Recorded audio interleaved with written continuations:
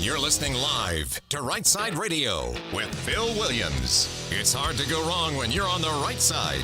Rightside Radio. Solid, conservative, and just plain right.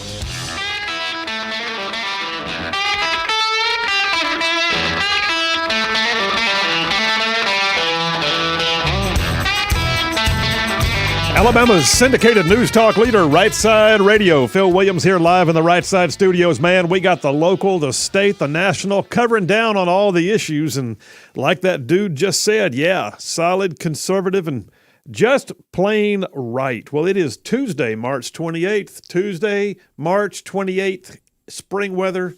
And Boomer's been sucking down pollen like milk through a straw, man. I have. So if you hear my voice 2 octaves lowered, that is correct. You still sound like Barry White on a rough day, man.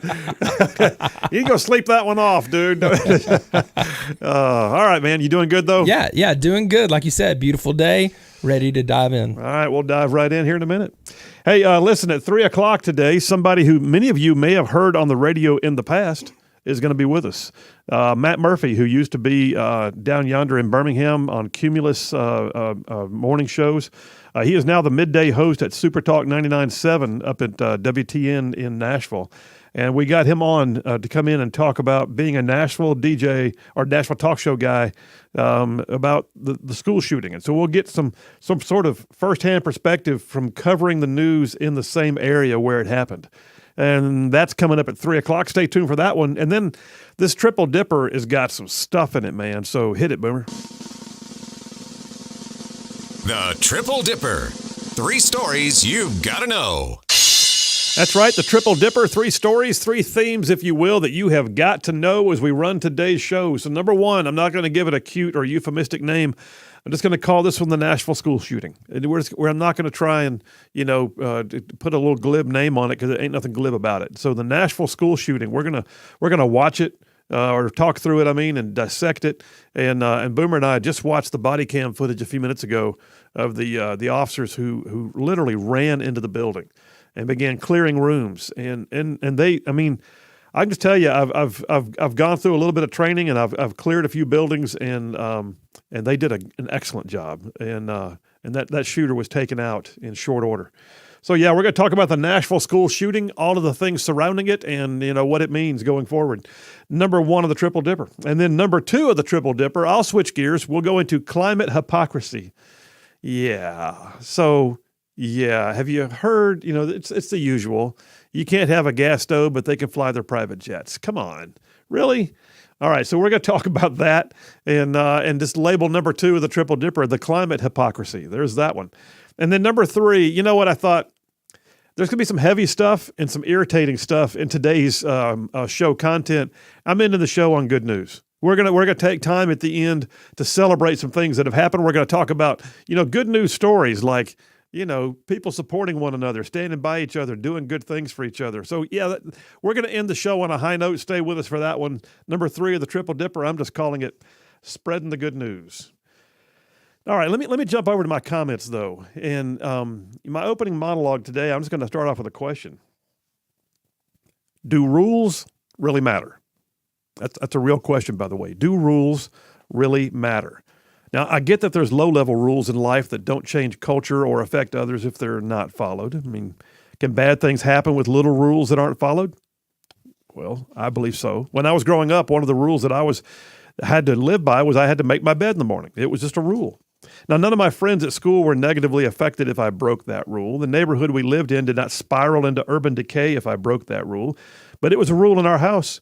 And even though I was a knothead kid, I tended to follow the rule, at least with a little prompting from mom or dad. But like I said, that was like a low-level rule. But low-level rules grow into high-level rules when taken in their totality. Like I've said before, the broken windows theory of policing that Giuliani used to clean up New York City was premised on the notion that if you let the little stuff go without enforcement, like kids breaking windows, that little rule breaking becomes big rule breaking. Little crime becomes big crime. Little lies add up to big lies. And when you pretend that ignoring little rules doesn't mean anything, you wind up with a slippery slope that gets slipperier and slipperier until you eventually have anarchy. So in the end, yeah, little rules matter. And even the little rules are generally based on some actual truth. By the way, notice I did not say truths plural. I'll come back to that. But rules matter. And sometimes, though, there's this whole notion of not needing to pay attention because you're not subject to the rules. Well, I got news, you still are. I remember in Baghdad, early in the war, before we transitioned the autonomous governance to the new Iraqi government, U.S. troops still ruled the roost, and we had the ultimate authority to enforce the laws. And on one occasion, the overwatch that we kept up 24/7 on a tall building near our fob radioed in that they could see something happening behind the wall at the local police headquarters. Apparently, some guy was tied to a chair and was being beaten by so-called policemen. So we rolled a platoon of infantry out the gate and down the street and crashed their party, and sure enough, there was the local police chief breaking every rule, violating civil rights, abusing his own position. My commander looked at him in disgust and said, "Well, congratulations, you've been a free country less than a year and you've already failed." Like I said, the breaking of one rule, it can lead to bigger rules being broken, and before you know it, anarchy. The problem we too often have, though, with the progressive left is they feel compelled, though, to rewrite the rules on a near-daily basis. And often, we're not even told. Liberals apparently have what one of my friends in the state Senate used to call the Deals Committee. Might want to call it the Rules Committee. That apparently sits off in a room by themselves and they just change those rules willy-nilly. They change the rules that change the rules and then come up with new rules about who is allowed to change the rules. And then they fuss when the world reminds them that they are not actually the author and finishers of all rules. A classic example might be what we used to refer to as the gay community. I say used to because now they're an acronym. Can anyone, by the way, keep track of the constantly evolving acronyms? Who makes the rule on the acronyms? So do you know what LGBTQQIP2SAA stands for? I kid you not. Feel no pressure to get this right.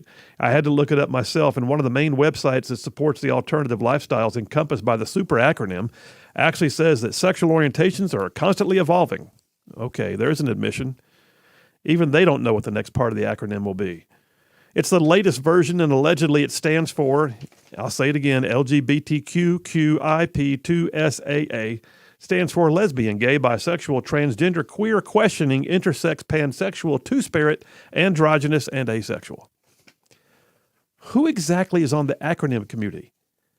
I mean, the committee that makes these acronyms, who keeps changing the rules on this stuff? And when they do they add furries to it eventually, or are they made to stay out back and are they banned from the acronym club? Well, the rules about racism keep changing as well. Try and keep up here, because I was raised to believe that falsely judging another person by their skin color or ethnicity was racism, and it was wrong. Cold stop. Just don't do it. Except now I'm told that racism is also inherently involved in my own skin color, and that because I am white, I am racist just because, and apparently filled up with privilege. Although last I checked, privilege didn't get me through college and into the working world, but that's okay. Because understand this, racism can also be subliminal and unintentional. That's a new rule. For instance, if I ever used a GIF or a meme on social media, regardless of the intent, that included a black person, then I have now committed racism in the form of digital blackface. Did you know that existed? Apparently it's, okay if you're black, you can do it. But because I have privilege that I did not know even existed, then I have committed a racist act, however passive, a racist act. Who made that rule? Or here's another one. My wife and I worked and saved for years and finally found ourselves in a position to build our house. She picked everything out, and I was excited for her to do so, and you can bet that there's a nice gas stove in our new kitchen. It's a doozy, and she cooks quite well on it. But now we're told that somehow or another we are causing harm to the climate. There's another danger involved in having a gas stove in your home. Really? The new rule is that we are harming the environment every time we cook. How dare we cook on gas? Never mind that my granny cooked on gas for 50 years, and I'm pretty sure that fried okra she made came out just right and nobody was harmed. But these are some of the new rules being formed by people who fly to climate conferences in private jets while all the rest of us good rule followers just work to get to the point that we can have a nice new gas stove, at least for as long as they'll let us, until they make those rules. Well, those who arbitrarily make rules and then break rules and then make some more rules only to then break some more rules are often the same individuals who will tell us that they are following their own truth. Whose truth? Their truth? What truth? Today's truth? Never mind yesterday's truth. That's old truth. We need new truth. If that sounds like a Dr. Seuss rhyme, keep in mind, too, the new rule makers have already banned Dr. Seuss because, well, racism. So let me just throw this out there. Truth is actually truth. You are not allowed multiple versions of truth. You can have multiple working theories, but in the end, they are all winnowed down to one truth. And rules Rules exist for a reason. And if we continue down the ever-increasingly slippery slope of rule changing to satisfy every new version of truth conjured up by the Deals Committee, then we're going to find ourselves in a society that no longer knows which way is up. And that, my friends, is called anarchy. Look it up. That's a rule. Maybe instead of teaching kids to use their new pronouns, we should just teach them to make their bed in the morning and to realize that rules have purpose and that truth is not intended to be malleable. And that's a wrap for the Right Side Way. Well, there you have it. Just a little rant as we start the show. Who's on that rules committee? Dadgummit, sitting off in a side room changing acronyms and banning gas stoves and telling me I can or cannot. For the love. All I know is this. There's only one version of truth. Truth is just truth. At the same time, rules exist for a reason, and if we just keep letting them slide or changing them when we feel like it, then they aren't really rules. All right, folks, Phil Williams, Right Side Radio. Y'all stay tuned. We will be right back.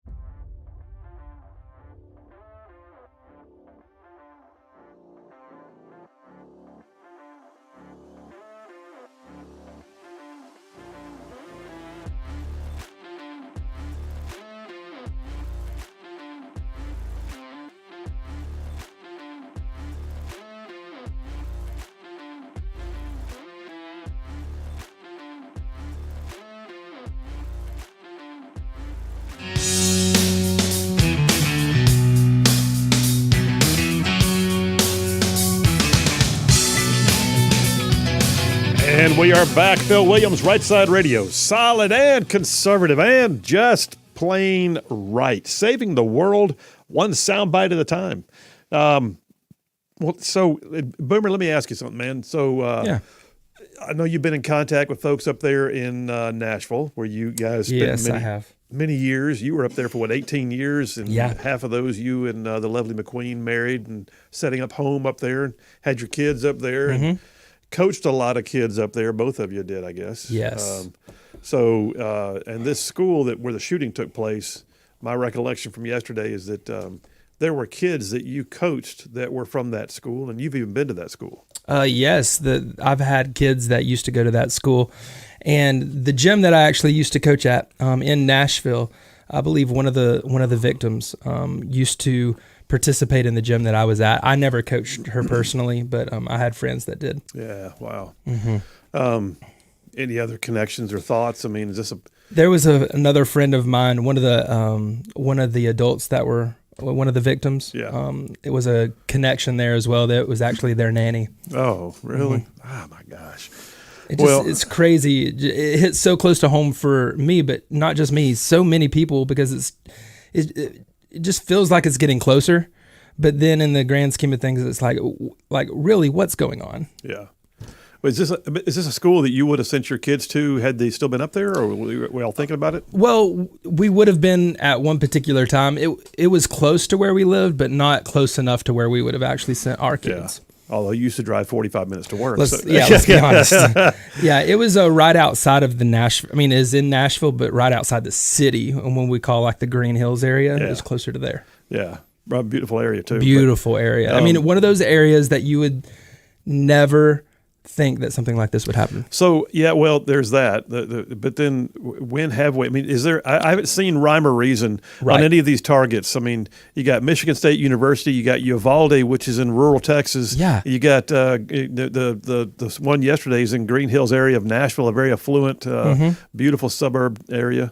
And I look at it and think, my gosh, I mean, there is no rhyme or reason. The only rhyme or reason is you have a sick individual who is a coward, who decides to take action against defenseless individual. I mean, little ones, babies. Yes. The 3 children who died were all 9 years old, which I guess that would be what, 3rd grade? What is that? Yeah, about 3rd grade. Yeah, this is a K through 6 school, I believe. K through 6th grade, and the schools that I primarily worked at, there were actually 2 feeder schools of that school.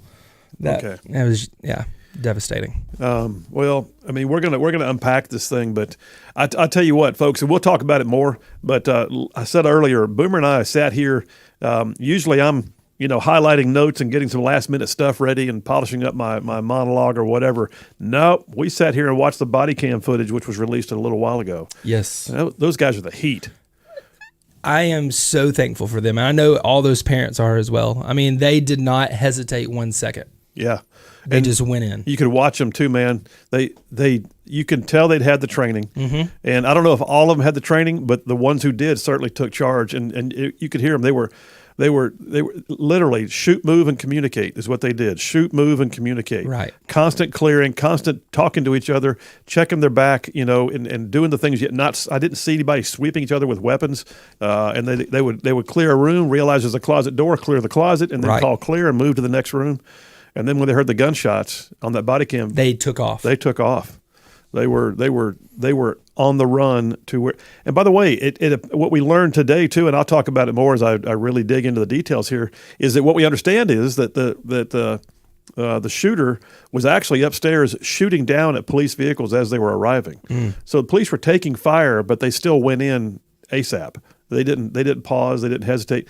And I'll tell you what I do like. I mean, there's going to be concern about allegedly we understand that she left behind information that she had planned on doing this at more than one school. And she may have gone to the other school first and found it to be too hard of a target for whatever reason. But if you notice in that body cam video, the police couldn't just go right in. They had to have somebody open the door with a key. So I guess they had a pass key, which may be, but anyway, nonetheless, the school was locked, and so it wasn't like these doors were all standing open, and this first person actually had to shoot their way through a locked door to get in. Right. So hard target, soft target. At the very least, it was not just an open target. But we'll dig into it in more detail. On a lighter note, let me just say this. The text lines are going to be open if you want to text in your feedback, your thoughts, whatever you want to do, or you want to call in, 833-687-4448. That's 833-68-RIGHT. Yeah, you're welcome to provide your feedback, and I'd love to get your thoughts. If you're texting in for the very first time, do not forget, when you text, tell us your first name and where you're from. We'll plug you into the system.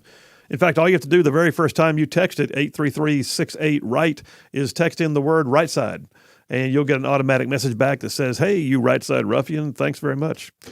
On a lighter note, too, I will also tell you that Boomer and I were talking about the prizes for the yes, for the March Madness. Yeah. And guess what? We do not get one. You and I don't get one? We don't get one. Come on. The heck? We got destroyed. Oh, we did. But who may get one is McQueen. I know. Come on, McQueen. So let's look at the bracket. Has it changed games today? I quit carrying on the bracket. No more games till later. Yeah, my bracket blew up, and so I quit carrying. You stopped watching. I dropped to 75th place in our bracket, and I stopped carrying. But yeah, she is right now. Where is McQueen is in third. She's in third? Oh, she is. She sure is. McQueen's in third. That's third crazy. Place. That's crazy. And she has a chance to win. It'll be in the Final Four game if she wins or not. She was a collegiate gymnast. What does she know about basketball? I don't know. Apparently she knows a lot more than I thought. All right, folks, listen, we'll get through this thing. Y'all stay with us. Phil Williams, Rightside Radio. We'll be right back.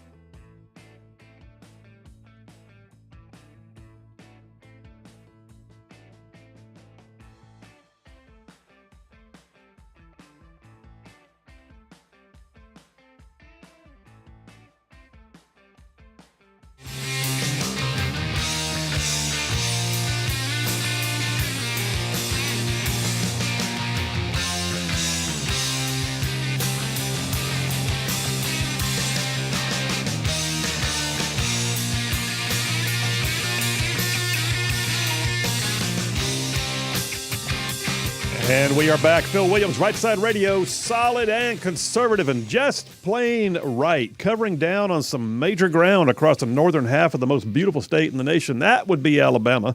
I'm talking about this show ranges way on down south of Birmingham, up north of Huntsville, Tuscaloosa, back on over to Gadsden, parts of Georgia and Tennessee and even Mississippi thrown in just for good measure. Well, listen, I tell you what, I got a caller on the line held on during the break, so let me honor his time and grab that real quick. Line 1, John, Huntsville. How you doing? Doing great. How are you doing? I'm good, sir. What's on your mind? Well, I just wanted to state that, I knew Nashville was in trouble when, children started being allowed to identify as cats and dogs in the classroom and pushing a petition to use a litter box. In the classroom, the left is poisoning these children's minds, and, the girl that shot up the school, she's probably never been disciplined, probably never had a spanking as a child. And the left is pushing for ban on assault weapons. How about we, get a grasp on poisoning our children's minds? That's my opinion. Well, that's not a bad opinion. I mean, I think there's still things to come out about this person, but we can certainly say that she was mentally disturbed, and evidenced by even before the shooting, she apparently would go from identifying as a male to identifying as a female and back and forth. And one report came out a little while ago saying that she was under a doctor's care for some type of emotional disorder, may have even been suicidal in the past. But she's a mess. She's a freaking mess. But I don't know what her background was. I don't know if she had loving parents and there's no controlling it. I have no idea. I feel all that starts, at the teenage level when you're confused and you don't know if you should be a boy or a girl or a cat or a dog. And eventually you get upset and start doing crazy things. Well, and that does, yeah. And, one of the things I said the other day on the show is we've got to remember that the best thing you can do for a child is affirm them as who they are when they were born, not affirm them as what you think they should be, and which automatically implies they were a mistake when they were born. Don't do that. Right. Remind them you're the best one of you ever made, and you were born a boy, and that's okay, or you were born a girl, and that's okay. Anyway. Absolutely. Hey, John, thanks for the call, man. Appreciate it. Okay, thank you. All right, thank you. Let me jump in here, and I'll go back again. And by the way, we're gonna wind up having, and I don't mind hearing it, and we're gonna talk about some of the sidebar stuff, like what was the deal going on inside this person's head. I don't know all of it. We've gotten glimpses of a few things, but I want to make sure too that I, as much as possible, stay focused on the individuals who were actually killed in this event and the response from the police, because the response, y'all, was everything that should have happened in Uvalde, Texas. I mean, in Uvalde, Texas, they freaking sat out. And I remember trying to defend the Uvalde, Texas police officers at first because I wasn't going to rush to judgment until I had facts. In this case, I'll say this too. When's the last time you saw a school shooting when body cam video was released the next day? I mean, I don't remember it. Boomer, you? Oh, no, absolutely not. No. I mean, never. Right. And one of the best things about that is it clears the air of any potential there that the police could have done more. They could have done more. No, by God, those dudes got on ground. They literally drove up, got out, got their weapons, ran inside. It did. It made a dynamic entry and just kept moving like the whole time, talking to each other, clearing one room, going to the next room. And then when they heard the shots, you could tell on the body cam footage, they literally ran up the stairs. Mm-hmm. But so I'll tell you this. I got a piece here from Fox News. The two police officers who fatally shot the suspect of the Covenant School shooting in Nashville have been identified. They are Officer Rex Engelbert and Officer Michael Colazzo, who fired at the 28-year-old Audrey Elizabeth Hale, and fatally wounded her, bringing an end to a shooting that left 6 victims, including 3 children, dead. Engelbert is a 4-year veteran of the Metro Nashville Police Department, and Officer Colazzo is a 9-year MNPD veteran. And they were only 2 of several. There were several others already in the hallways, clearing rooms, and then rushing to the point of the gunfire. But those were the 2 who actually took out the shooter. The interesting thing is too, And part of this is because they were, I don't know, were they close by? What happened? But they were on the scene. They took, from the time the 911 call was made, it was only 14 minutes until the shooter was disabled. 14 minutes. I mean, I'm sure for those in the school, 14 minutes felt like a lifetime. But 14 minutes, I mean, that's roughly, well, I mean, I was trying to give it half a sitcom. I mean, that's all it takes. You're 14 minutes. That's amazing. It says officers rushed to the campus, made entry, began clearing the building. Shots were heard coming from the second level. It was on the second floor in a common area that a team of officers encountered Hale, where she had been shooting through a window at arriving police cars. So they were receiving fire when they made entry. 2 members of an officer's team fired on Hale and fatally wounded her, said Chief Drake of the Metro Nashville Police Force. And then I feel it's important to recognize the names of the individuals. I've already seen some of the pictures on TV, and it's just heartbreaking. Evelyn Dykhouse, William Kinney, and Hallie Scruggs were all age 9 years old. And then employees of the school, Mike Hill, Cynthia Peak, and Catherine Kuntz, were all in their early 60s. There's a lot of living left to be done for each of those. And I'm just, the idea that this could have been much worse needs to be, at the front of our minds. Because these police officers didn't just take down a bad person, they took down someone who could have killed a lot more and had intent to do so. The shooter, went in allegedly armed with 2 long guns, magazine-style long guns. I don't call them assault weapons because that's silly.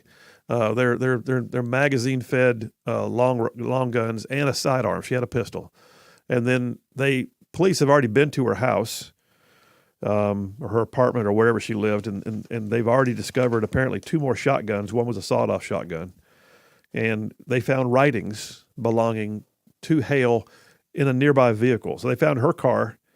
And the writings they discovered in the vehicle indicate that this was a calculated and well-planned attack. She had a sketch map of the hallways. She had, I guess, some of her thoughts laid out. And then they also say they found a manifesto. Now, I don't know if we're ever going to see the manifesto. Let me see if I can reach down in my stack here and find an article real quick. Well, I did not have this in the right order for that. But there's already one elected official from Tennessee calling for the manifesto to be released to the public. Now, is that the right thing to do? I don't know. I mean, I got mixed thoughts on this. Would you want to run the risk of inflaming copycats and other members of the disturbed community, whoever else is out there that has thoughts of doing this? Would you want to give them something to rally around? I don't know. But then again, what does that manifesto contain? Does it contain the names of conspirators? Does it contain indications that she planned this with others or had help from others? Now, she's apparently a student at the school in the past. Did she sketch the map from memory? Or does she have, because who knows? Boomer, how old is that school? Do you know? I'm not too sure, but it is a church. Okay. As well. Okay. That was a school building.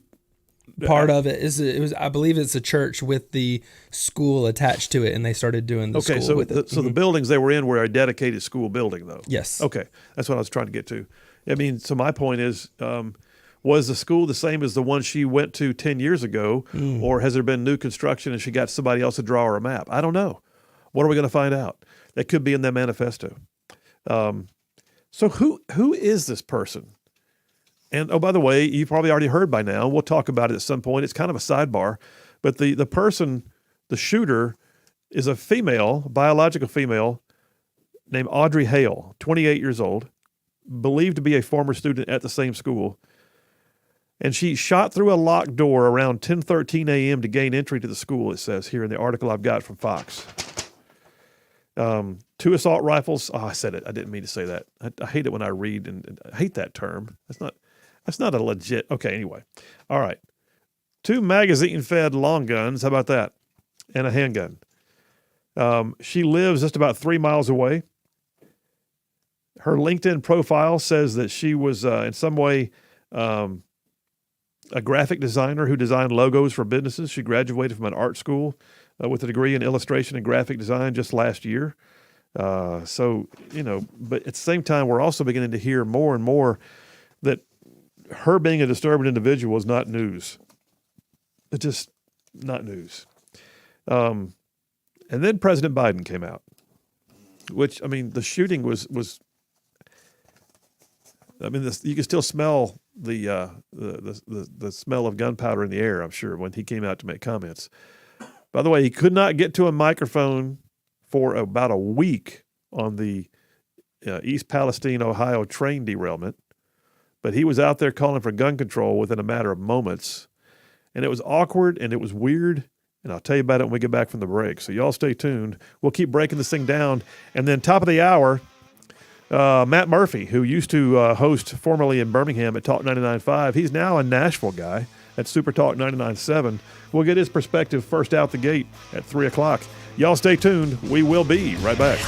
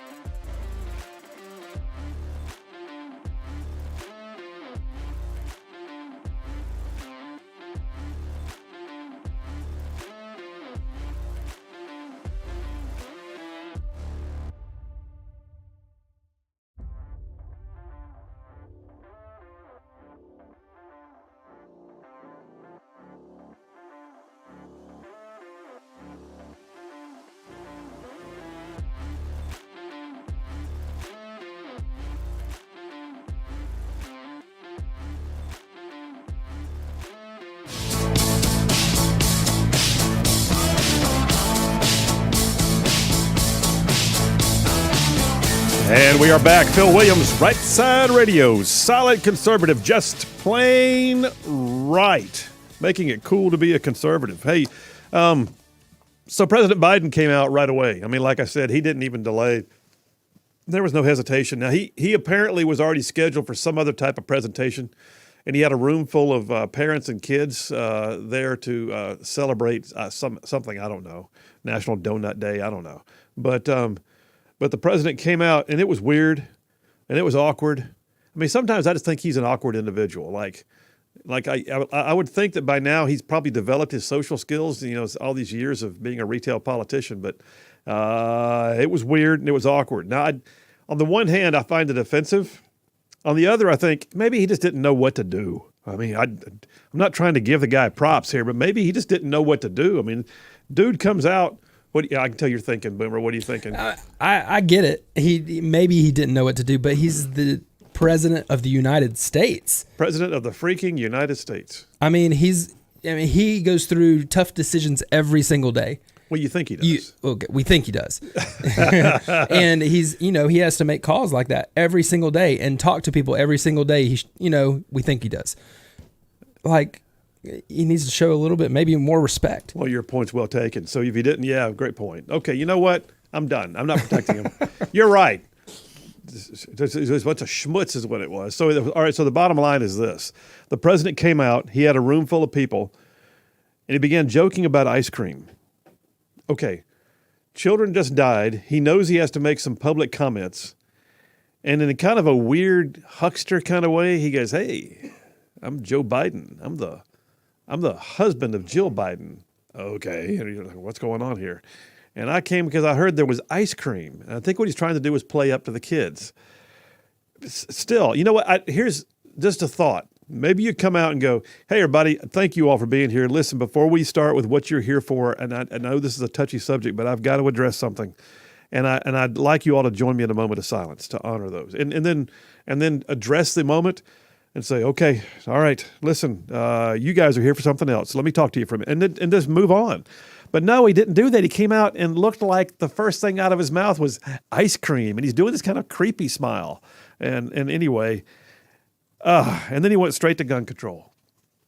And he made comments that said, the Second Amendment is not absolute. Well, I got news, sir. As far as you're concerned, it is, because all you do is enforce the laws. You don't have the luxury of changing the laws. Only Congress can amend the Constitution, and then it has to be ratified, by the way. So the very idea that that's his go-to, we just had 3 children and 3 adults killed in a heinous school shooting. We had a highly effective response by local law enforcement, it appears. Maybe address that. And then he gets it all wrong, too. Where's my comment? So Breitbart gave me some insight on his ice cream situation. He launched right into, I call on Congress again to pass my assault weapons ban. It's time we begin to make more progress. He's done more, gun control than any president in recent history. But then the Post-Millennial has this article. Biden uses a Nashville school shooting to push for gun control, and he says, we have to do more to stop gun violence. Okay. If a person wanted to kill kids, they don't have to have a gun to do it. Could have entered that school with a machete. Could have driven through the bus line with their truck. It's not the gun that did it. It's the sick individual that did it. But then he even says, the shooter in the situation had, and I'm using his term, had 2 assault weapons and a pistol, 2 AK-47s. They weren't AKs. If he just would stop trying to find a way to address his agenda, he might quit blurting out the wrong things. I've already seen pictures of the weapons. They're AR-style platforms, all right? Anyway. He later added that families dealing with school shooting was just like in the military when my son was in Iraq for a year. What? No. Now, God rest his soul, your son was a JAG officer who I'm pretty sure didn't go out into the front lines and didn't venture out into dangerous places too often. Now, asymmetric warfare is still asymmetric warfare. Maybe it was dangerous where he was. But nonetheless, what's that got to do with the fact that innocent children who were not combatants were just killed in a school.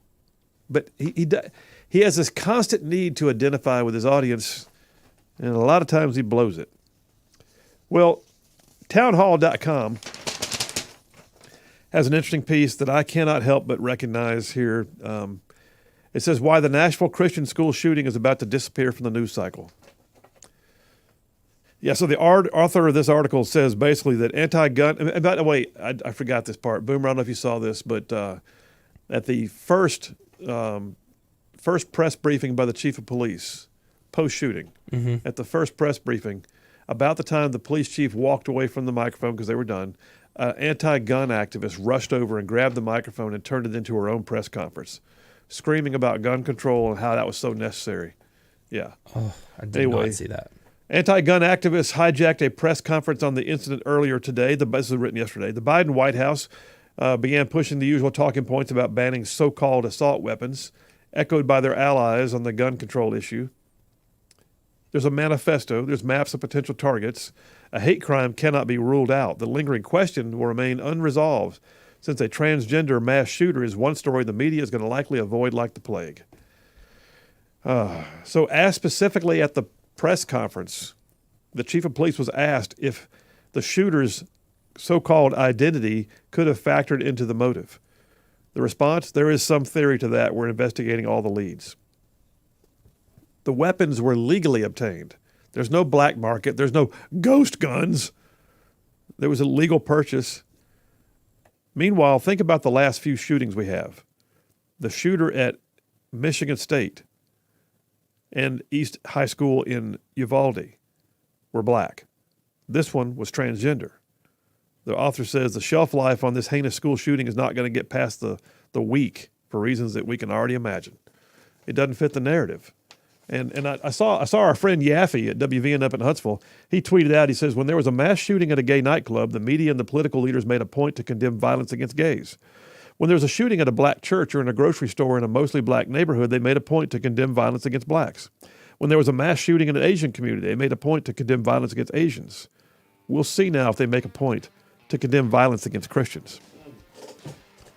Well said, Yaff. Well said.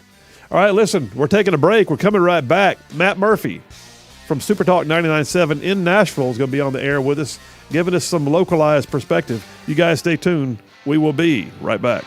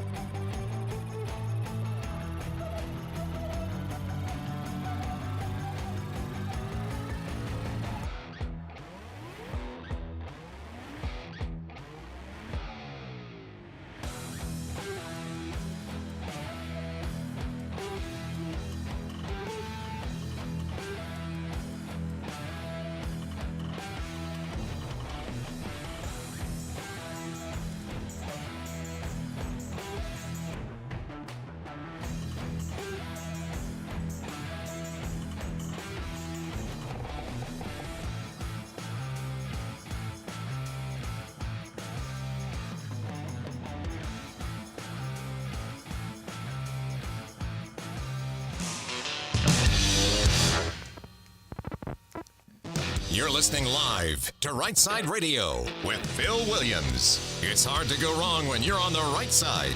Rightside Radio. Solid, conservative, and just plain right.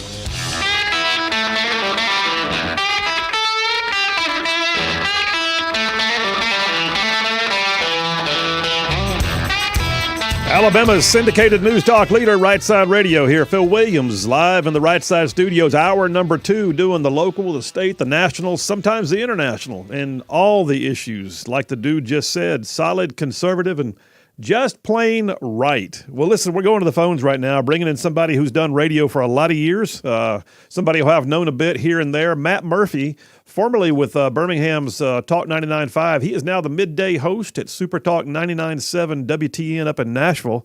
And I thought, you know what, let's get some local perspective, some local flavor, and I guarantee you this has been a topic on his show today. So without further ado, Matt Murphy, how you doing, man?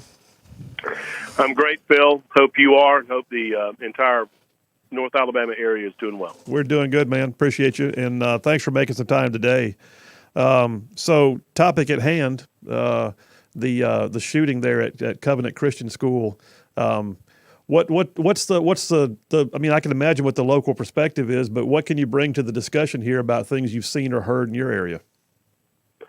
Well, first and foremost, I mean, obviously, wherever it happens, it's an absolute tragedy, and we live in a society that believes in freedom and openness to the point that sometimes these types of things happen. We're just trying to figure out the motivations behind the shooter. Obviously, there's some form of what they're describing as a manifesto that was left behind. It was a 28-year-old female who, as has been widely discussed, identified as a male, and there was some confusion about that because the mainstream media can't seem to understand biological female is biological female, but this was a born woman. So just to clear that up, because there was some confusion on my show, 28 years of age, went to the school for a period of time in her youth, and that is, we believe, how she was familiar with the school, but laid out a map and had a determined purpose to kill as many people as possible. I'll say this, Phil, if it were not for the training within the school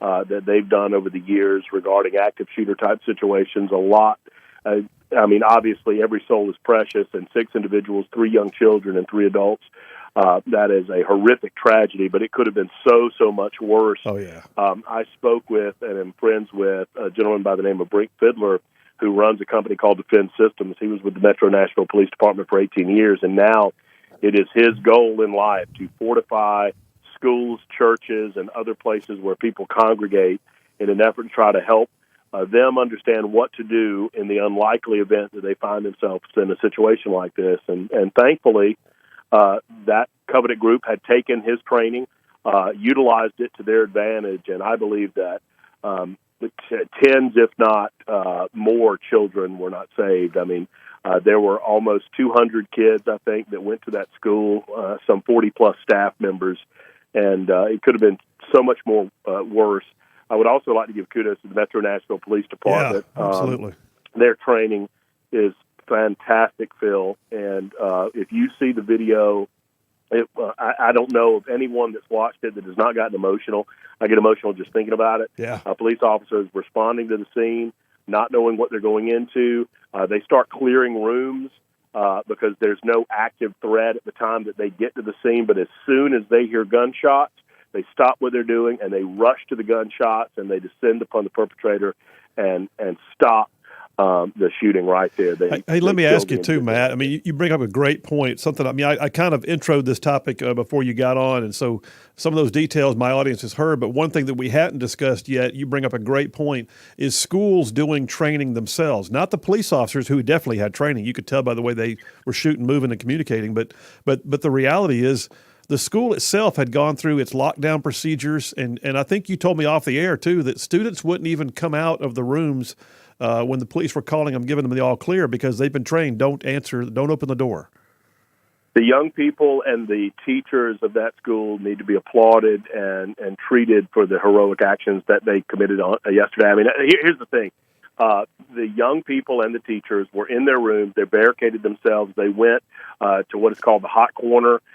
where they are furthest away from any visual point that the shooter could possibly assess them. They also pulled blinds down on the classroom doors, which is very important, so the shooter cannot visualize or see any movement within the rooms. And then after the shooter was killed, the police then went to the doors, knocked on the doors, and they've been trained not to believe that it's a police officer just because someone says it's a police officer.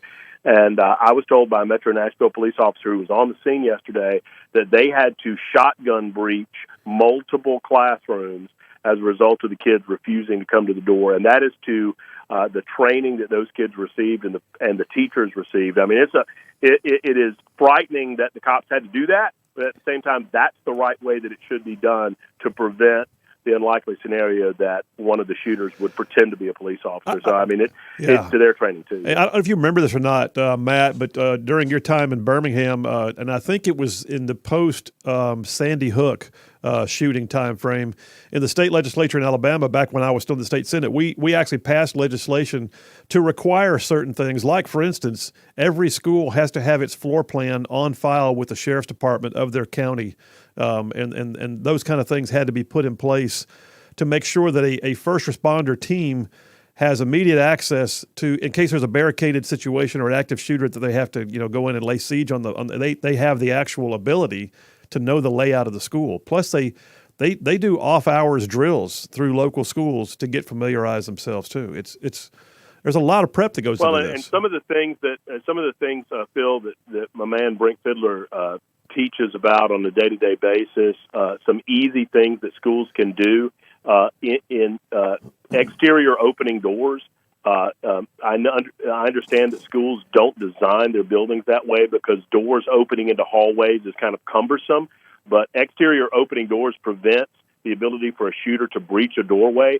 Little things like door stops on the inside of a door that would prevent further breach. It has been statistically proven. I think the stat is 96% of the time a shooter in a situation like this, if they encounter a door that is locked or closed, they will move on because they're looking for an easier target as opposed to trying to breach those doors. So I mean, just the little things that we can learn in day-to-day life to try to prevent, should we find ourselves in an unlikely scenario like this, to prevent these tragedies. These two police officers are going to be hailed as heroes, rightly so.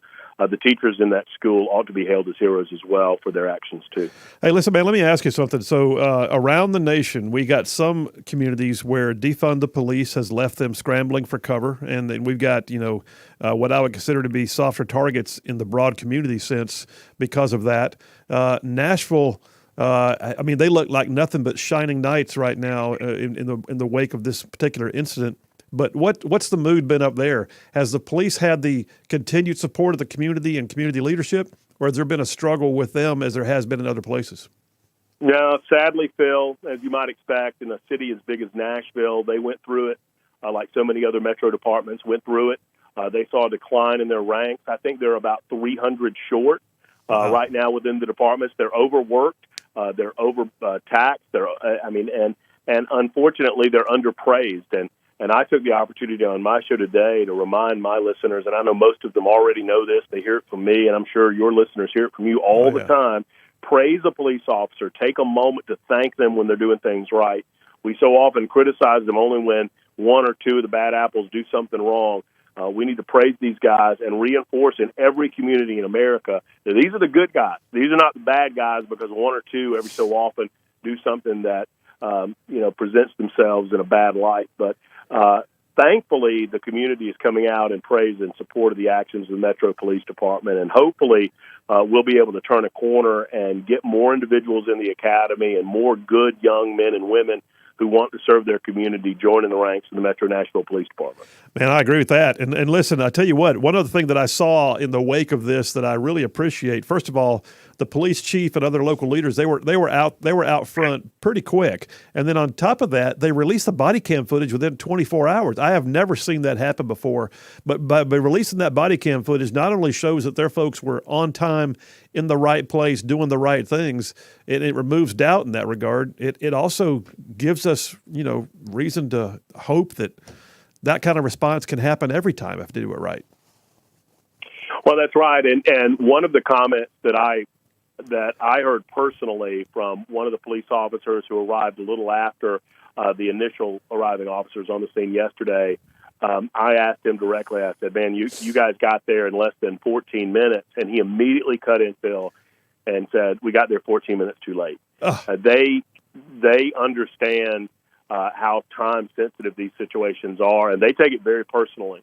Every cop that I've ever known that has been on the scene of a situation where there was a murder, they assess and reassess what could they have done differently or more quickly in order to have prevented that murder. Even in the midst of saving, lives, they just think that way because they're good people, they're good men, and they're good women. So, I mean, these officers are to be applauded, absolutely. But what I encouraged my listening audience today was, I was reminded of the old Fred Rogers story about seeing something bad happen and his mother, when he was a child, say, well, look for the helpers. There's always people helping. There's always helpers.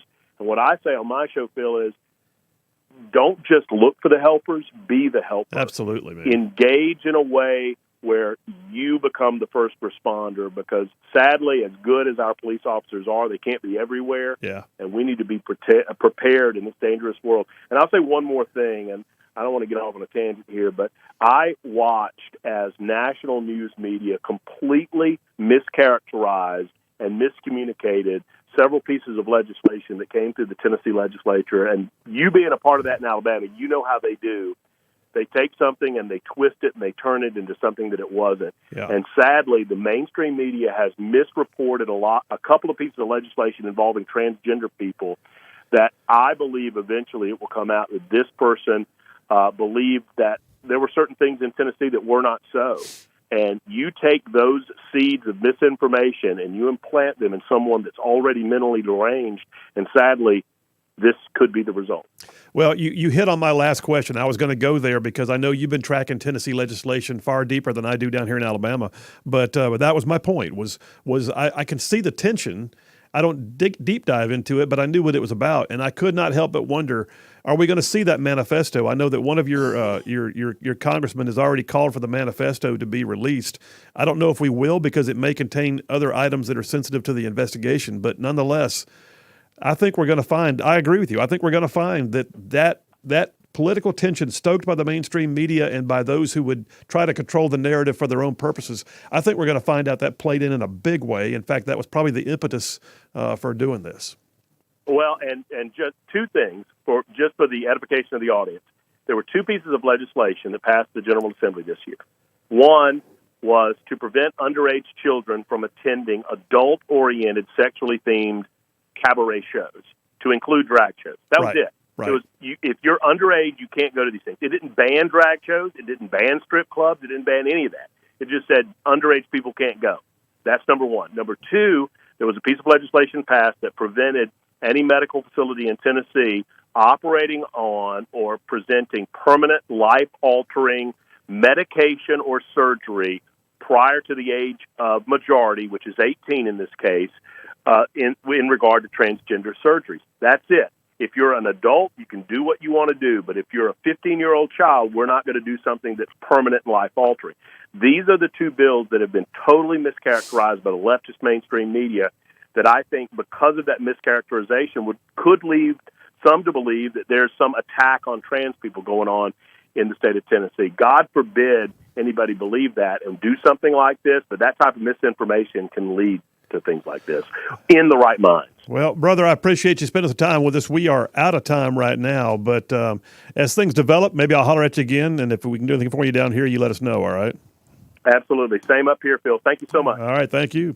That's Matt Murphy, formerly at Birmingham's Talk 99.5. He is now the midday host at Super Talk 99.7 up in Nashville, and great perspective, and really cool to hear him talking about how much work was done in advance by the school and by local law enforcement to be ready for a day like this. God forbid you should ever have to use this training, but God forbid you should need it and not have it. All right, folks, Phil Williams, Rightside Radio, ran long. We'll be right back. Y'all stay tuned.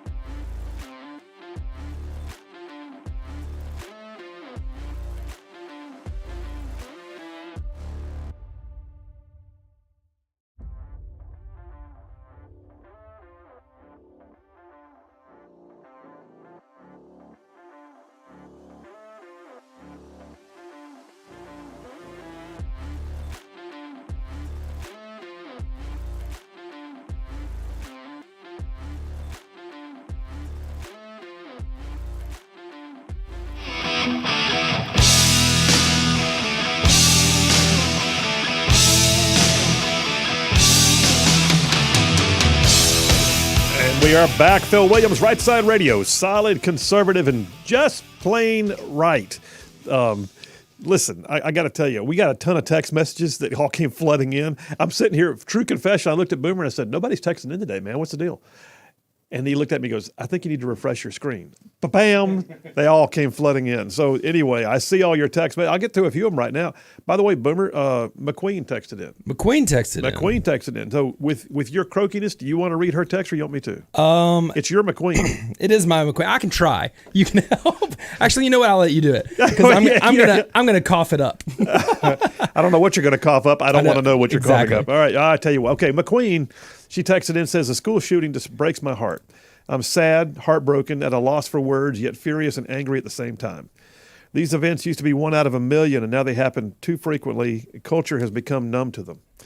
And so many people are saying that we need gun control because of this, but I think we all know that's not the answer because the bad people who want guns are still going to find a way to get them. And if it was not for the police officers who took the gunman down, who knows how many more innocent lives would have been lost? That's your wife right there. That's my wife. That's your wife. I'm going to tell you. Yeah. Wow. What else we got here? Amy from Rainbow City texted in and said, so sorry, first of all, for the very tragic loss of life. Secondly, thank you for the courage of the police officers to prevent further loss of life. Third, noted that the shooter, this text is kind of scrambled. It says, noted that the shooter was... I don't know what I can't read the text. The woke indoctrination of gender identity is too confusing and depressing to anyone, especially those with autism who have difficulty understanding the abstract concepts. Another reason to pass legislation to ban DEI, gender pronouns, and gender-changing medications and surgeries. Amy, you are so correct. And by the way, we did pass the law in Alabama to ban gender surgeries and treatments on minors, and part of it's tied up in court right now. Jeremy from Huntsville, what you got, bud? Oh, I was going to say, go on and get Jeremy. There's a no-name one that I was going to read. Okay. Jeremy from Huntsville says 1,053 children were killed in car accidents in 2019. 3,771 were killed by firearms. Statistics after 2019 are skewed due to COVID-19. I would like to see the numbers of children under 13 because gang violence further skews the numbers. Can we get some mental health assessment for gun ownership? I hate seeing these numbers, expect to see just the opposite. I have a hard time believing that some of those stats are not inflated or portrayed inaccurately. So, Jeremy from Huntsville, thanks for the text, man. What'd you have to go? So there's a no-namer. So if this is your text, go on and send us your name and location. But he said the shooter shot a glass door out to enter the building. Soon they're going to have steel doors or replace them with steel doors or intended, expanded metal over these glasses, Yeah. I mean, and they also, but I don't know, man. I don't, at what point do we not just... Do we stop? Yeah. We live in the fear. We're hardening the schools, but I don't know. I don't know what the answer is. Anyway, all right. We'll come right back. We're not done with this. We'll talk about it a little bit more. Phil Williams, Rightside Radio. Y'all stay tuned. We'll be right back.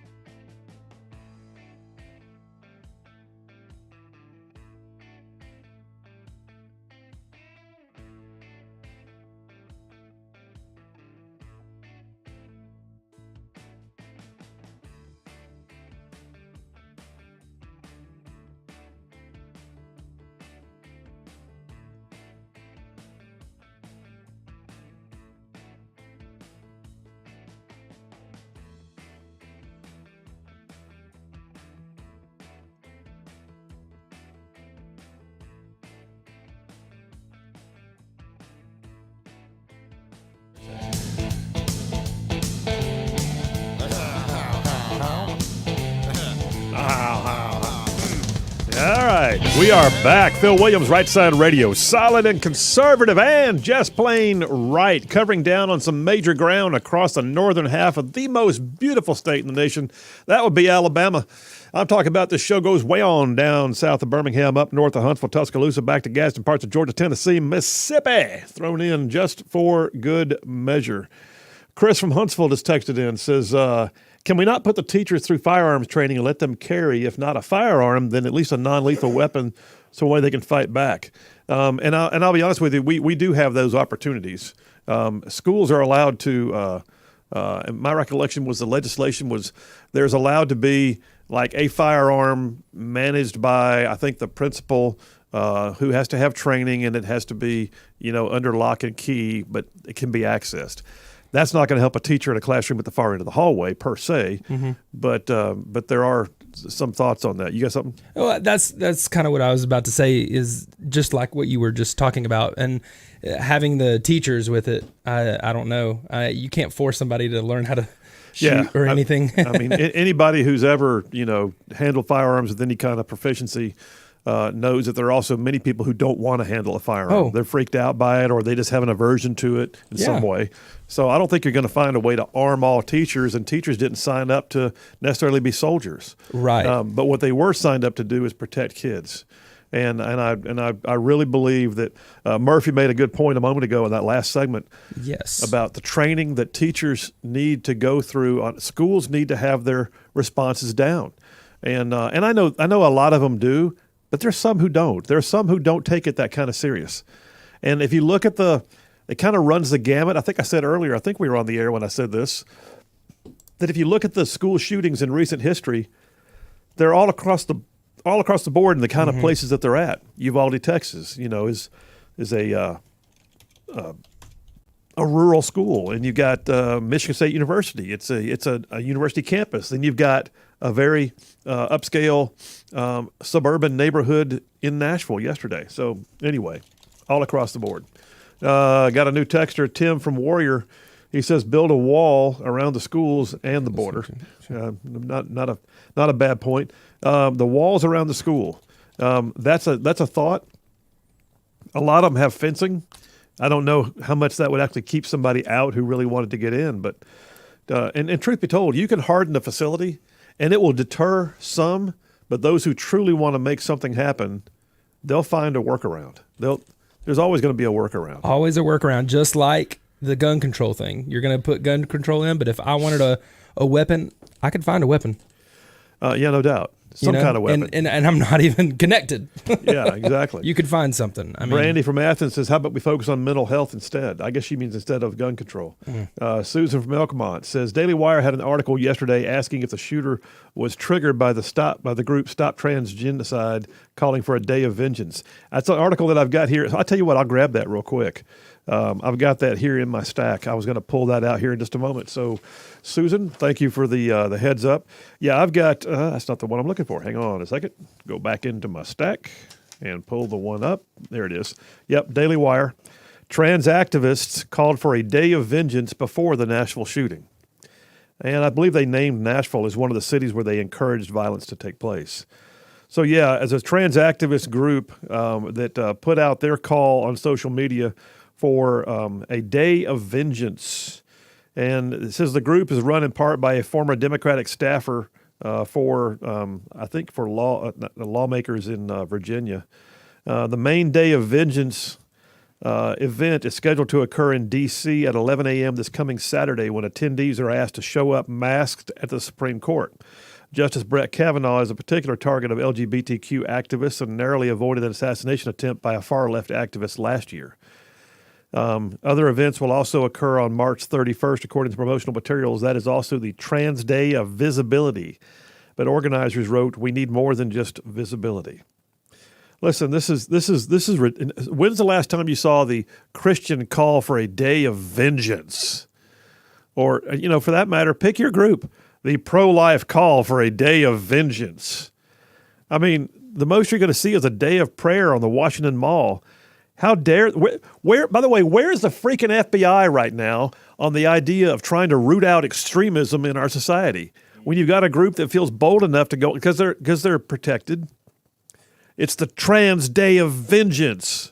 No, that's really not a good idea. And you know what? We're going to go ahead and call you out on it.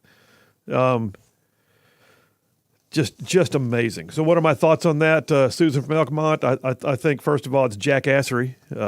Hit the jackassery. We got a sound effect for jackassery now, don't we? Hit it. It's jackassery of the highest order, Trans Day of...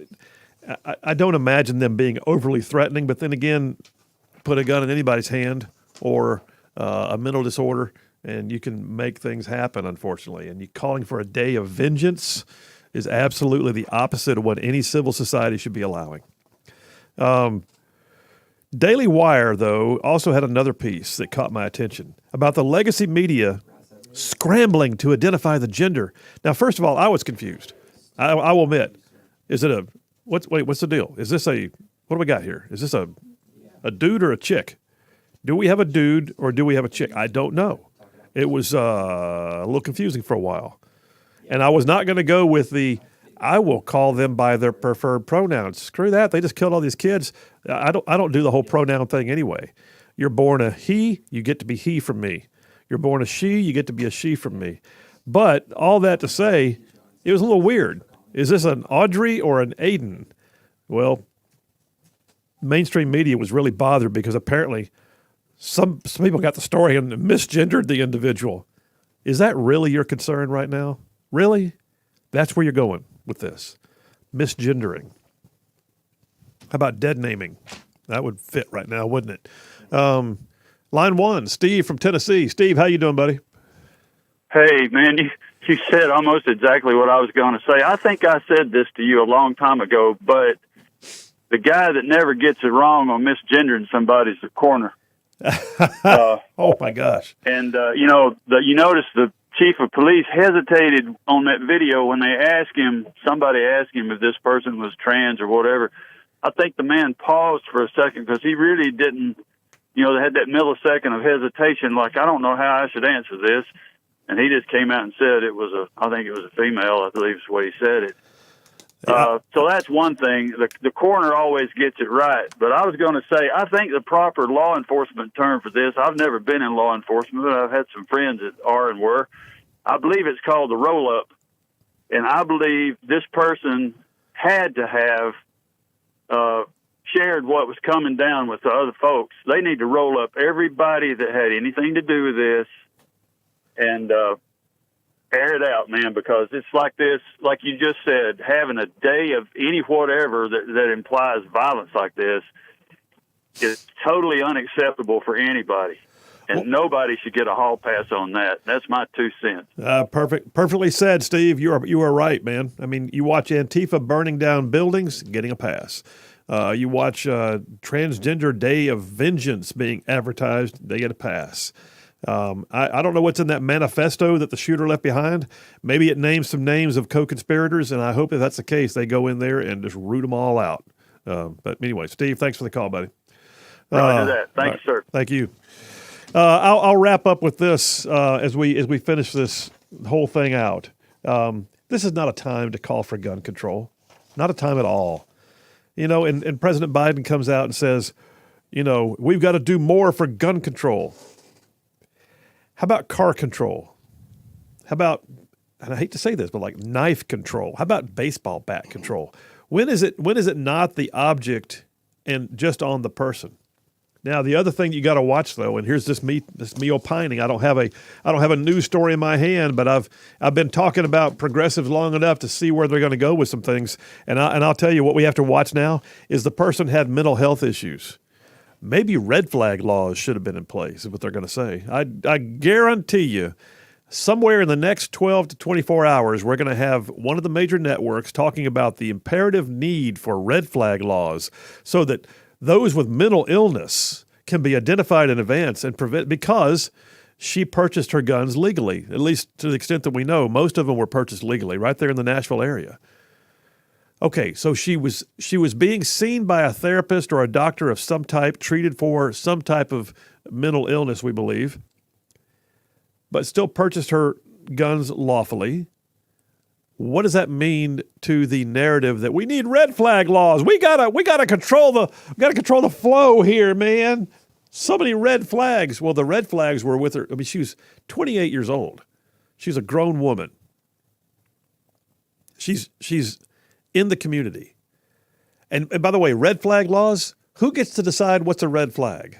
And so you're going to be sitting there one day, and that person who has no other problems except some mild anxiety, and they take something like a Xanax, that has to be, just made known to the ATF, I guess.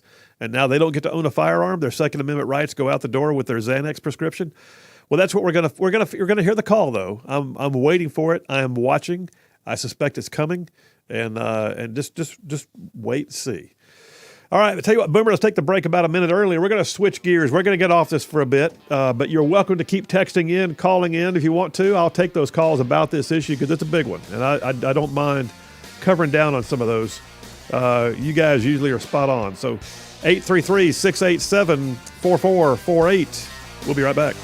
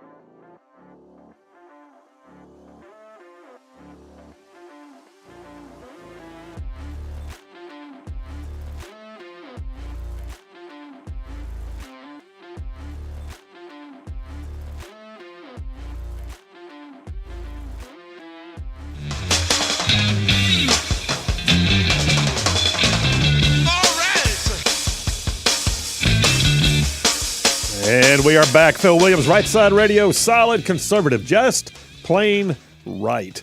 So let me just jump over here.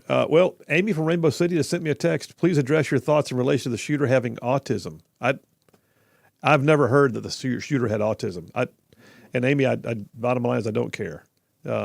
Right now, the shooter's dead. So are 3 kids and 3 adults. And if the person had autism during their lifetime, I hope they received the treatment, the care, whatever they needed. But nonetheless, that's got no never mind to me at this point. So I don't know what else to say to that one. John from Brownsboro just texted in, says, I say every classroom should have a lockbox with a case of pepper spray to be distributed in the event of an active shooter. And that's not a bad idea. He does point out, though, John also says he knows a teacher who doesn't have the authority to have pepper spray. So she improvised and keeps a can of wasp spray that has a 20-foot reach on it. That's a great idea. That's a great idea. Keeps a 20-foot wasp spray can in her desk. What a great idea. Love that. That's creative. By the way, that'll mess you up too. What else we got here? I'll go down a few more. Glenn from Bluntsville. He was talking about the fact that, it's not always guns that make a difference. He points out that it was Nancy Pelosi's husband who had his skull cracked with a guy with a hammer. Yes, indeed. Tim from Warrior says pretty much everybody in Bama can shoot, and that's not an unfair representation. What else have I got down here? Let me scroll down real quick, and then I think I got a caller coming in. So Michael from Athens says, I want to thank the woke idiots for ruining the language. It was literally 24 hours where I could determine with any satisfaction whether the perpetrator was male or female. I totally get it. Jeff from Holly Pond says, I may have been confused as a teenager, but I knew I was a guy and a human.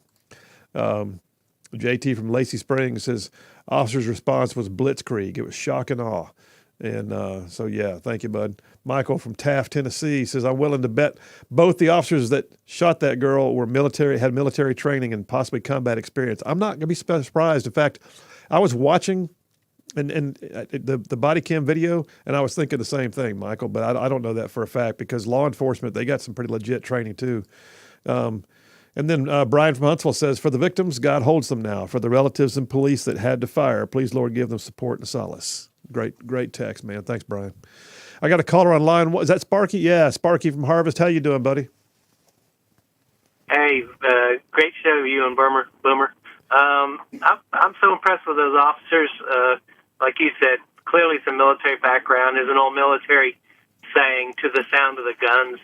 It was the motto of the aviation battalion. I was in Germany over in the 8th Infantry Division back in the day.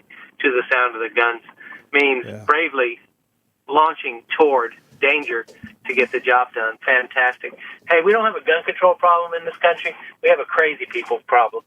And the minute the politicians get off their little standard soapboxes on gun control and gun confiscation and recognize what they have done to this country with a culture of oversaturation, of useless information, over-medication on the part of a lot of physicians and healthcare providers, and failure to recognize and contain people who clearly have mental problems. This woman had a bad history of mental problems, and I hate that it ended how it went for her, but I don't know, it's the same old story every time. It's kind of strange that I can't recall a female mass school shooter. No, I can't either. I really can't. There were several firsts in this, Sparky, and I don't know if you recall any, but I do not recall body cam video being released that quick either. Do you? No, never. Yeah. No, never. Yeah, in fact, I think there's some that never got it. But this speaks to, dare I step on the toes of anybody currently in the military or who support the military's policy of allowing transgender individuals to serve. The studies done by under the Trump administration said, hey, we can't take that on. No offense, but there's going to be too much time spent at the dispensary. There's too much time spent with mental health problems and possible surgeries. The juice ain't worth the squeeze. But now they've gone the other way. And then there's this young woman who identified as transgendered. I don't think she'd had any of the surgeries, or who knows if she was having any of the therapies. But there's clearly something mentally unstable with the young gal, and I don't know if we'll ever know the story. It's tragic. I hate it for her family. Yeah, I do too. And now we're also seeing though too at the same time that she's doing the shooting. Just prior to the shooting, there was a call for a Trans Day of Vengeance by a national activist group, and that's just so ill-advised. Yeah. Let's find out that she was influenced by that, and see how well that goes for them. That's one of the. Well, I don't know. I say every day, Bill and Boomer, that's about the stupidest thing I've ever heard of, right? But every day, the next stupid comes along, and it's usually tied to woke rolling over weakness. So there it is. Well, y'all have a good rest of the day. God bless you. All right, see you, brother. Take care. As usual, he is spot on. Jeremy from Huntsville just texted in and said, Sparky hit the nail on the head. And then he says, love you, Phil and Boomer. Good show. Thanks, Jeremy. Appreciate you, man. Thanks for that very much. Louis from Arab just texted in and says, we got to get our country back to the motto in the Charlie Daniels, simple man. Yeah. Charlie from Huntsville just texted in and says, liberals not likely to pass roads, a red state law that would say that transgenders and gay. I'm not sure. That's a garbled up text, Charlie. I'm not sure what you're trying to tell me, brother. But I think what he's saying is we're not likely to see a red state pass laws that. Oh, I get it. A red state passing laws that would say transgenders and gay is an elemental. I don't know what he's saying. I'm through trying. I did the best I could, Charlie. Thanks for the text. John from Brownsboro. There was one other female shooter, he points out, but she didn't target students. That's okay. All right. We got a brand new one, Kevin from Hartselle. We appreciate you being in the line with us, man. Thanks for jumping on board and getting involved with the text string. Boomer, we have, like an exponential number now of people in our texts that it grows every day. It grows every day, and we're getting more and more texts every day, which is awesome. But sometimes we can't get to all of them. Yeah, I know. Which, by the way, I think I just cleaned house. I'm pretty sure I went through the whole string. Pretty good. I was like, wow, he's going through those fast. Except for the one that I couldn't read. Right. Sorry, Charlie. But anyway, the bottom line is this. If you want to track the show, there's a lot of stuff on our website. I'll finish out the last minute of this hour by saying if you want to track some stuff, our phone number is on there. Our live stream of the studio is on there. The live audio in case you're running out of our overly broad AM/FM range. You can also, by the way, access all the resources. When you hear me rattle a piece of paper, at the bottom of our live feed or live stream page on the website, you can go and get all those same resources. We put them there for you every morning. Yeah, all that and a whole lot more, including our podcast, which is now over 130,000 downloads. All right, you guys, stay tuned. Hour number 3 coming up. We'll be right back.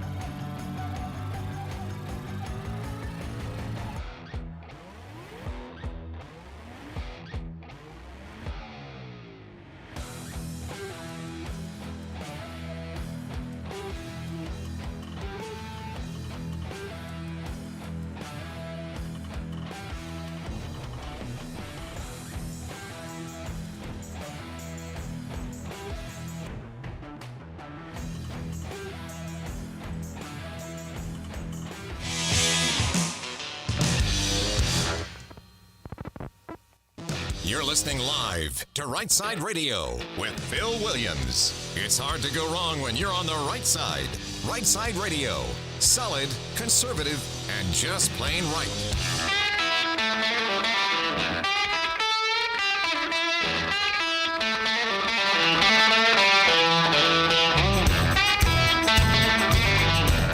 Alabama's syndicated news talk leader, Rightside Radio. Phil Williams here live in the Rightside studios. Man, we got the local, the state, the national, covering down on all those issues. And like the dude just said a moment ago, solid, conservative, and just plain right.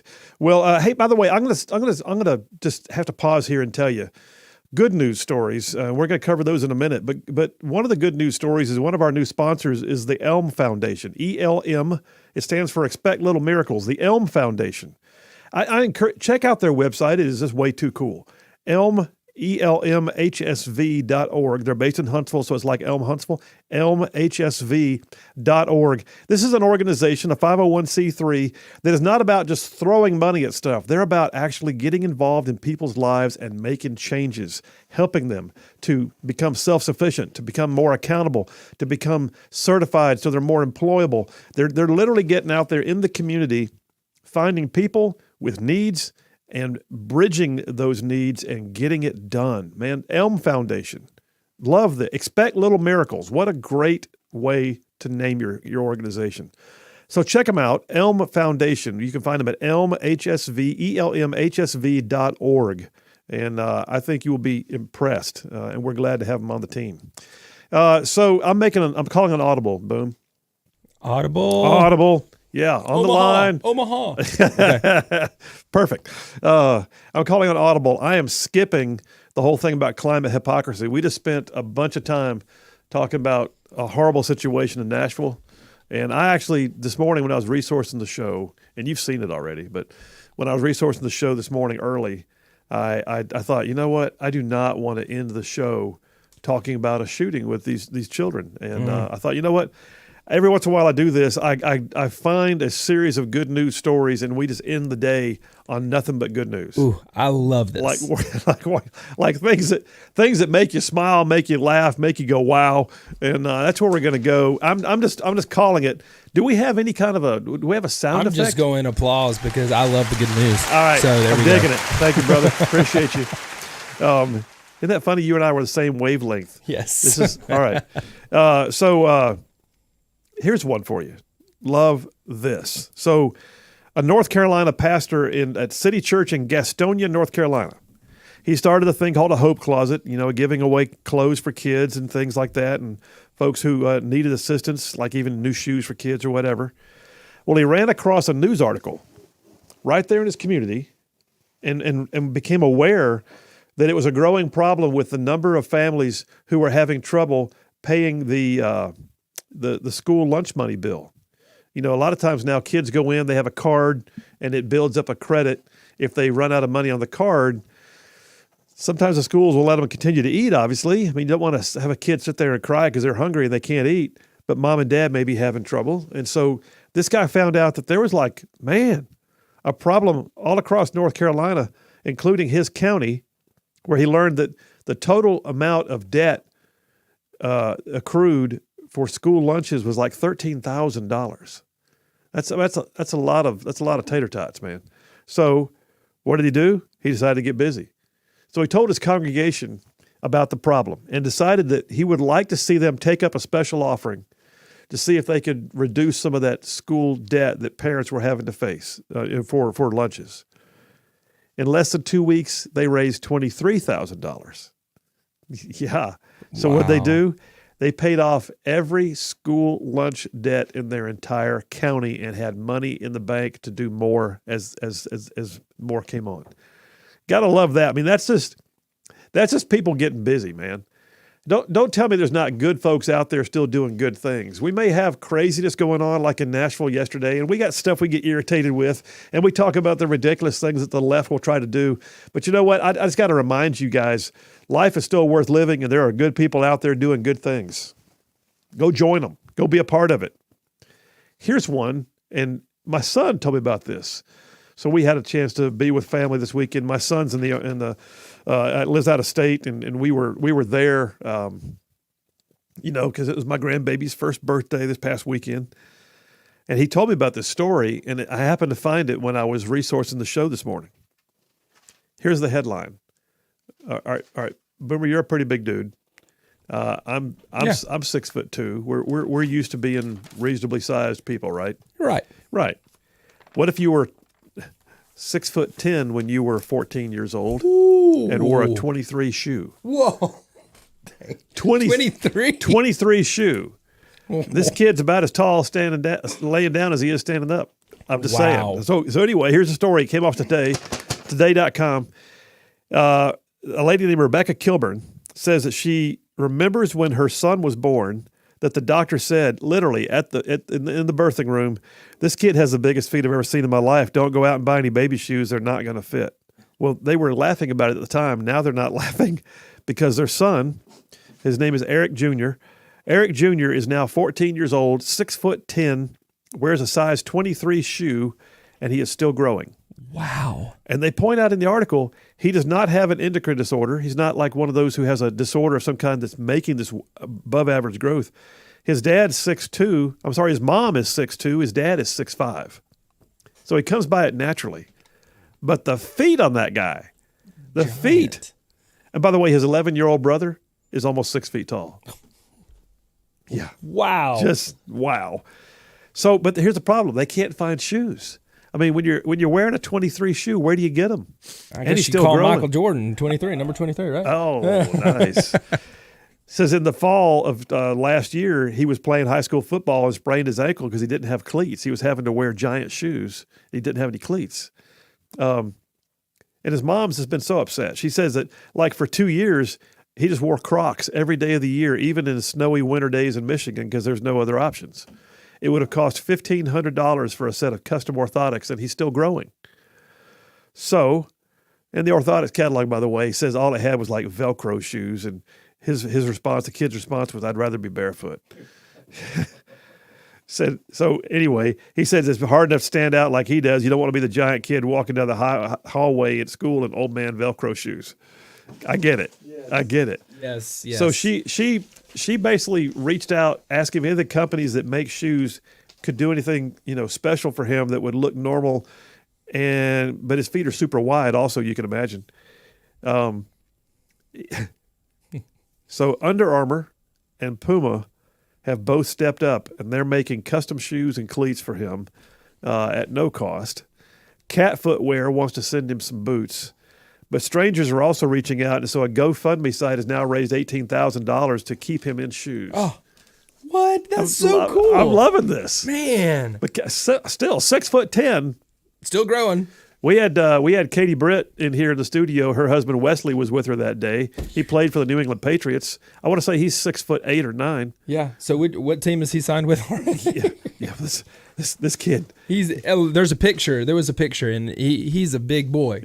Oh, I didn't see the picture. Oh, there was a picture. Okay, I got to look it back up now. By the way, the resources, if you want to read that article or any of these articles, you can go to our website, rightsideradio.org. Go to the live stream page. At the bottom of that page is a button you can click, and every single day I send all the resources that I choose for the show to Boomer. He puts them together for me. But now we're posting it every day, so you can get the same articles if you want to. All right, one more before the break. An 8-year-old, this is also from today. An 8-year-old learned that his Waffle House waiter was living in a motel. That 8-year-old has now raised $100,000 for that Waffle House waiter. I'm just telling you, man, people are out there just saying, wow. I see a need, I want to do something. And they do. So 8-year-old Kazan Hunter has a regular ritual, breakfast at the local Waffle House with his family, sometimes with his grandpa and often with his parents and siblings. But with these trips come his meals served by his favorite waiter, Devontae Gardner. It was about a year ago when they met. My dad started going, and Kazan would go with him. And when he comes home, he talks about Devontae, how much he likes Devontae. And they go there for breakfast every weekend. And apparently Devontae really liked this kid, this family, and always, just enjoyed seeing them come in. Somewhere along the line, as Hunter, the little boy, got to know Devontae Gardner, he learned about his wife and his daughters, and he has a 3-year-old, a 2-year-old. And we started to go more and more. We realized he's really just a light in the world. They said, Devontae's a good guy. And then one day they learned out he was in a dire situation because his family's former apartment was riddled with issues. He didn't have a car to drive. So they had to live in a hotel, and it was very difficult. So apparently the little boy, I mean, he's still 8, right? And the little boy says, we got to do something. And so he started a GoFundMe. And the GoFundMe page has now skyrocketed to $100,000. Wow. $100,000 because an 8-year-old kid loved the guy who waited on his table and smiled and talked to him every Saturday morning and just went out there and said, I got to do something to help. And he got busy. And $100,000 has now been raised for Devontae Gardner and his family. They can move out of the hotel and find a place. That's just, y'all, I'm just telling you, good people are still everywhere. Go be one of them.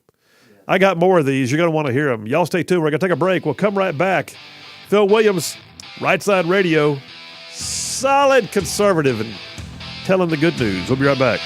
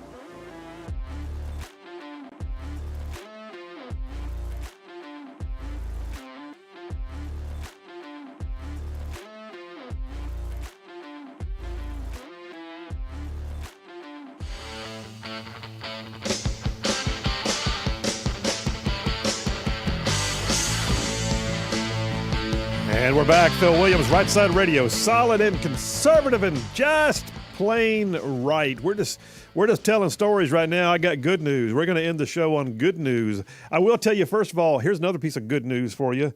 Just Love Coffee Cafe, 2 locations in our listening area, one on South Parkway in Huntsville, the other on Hughes Road out there in Madison.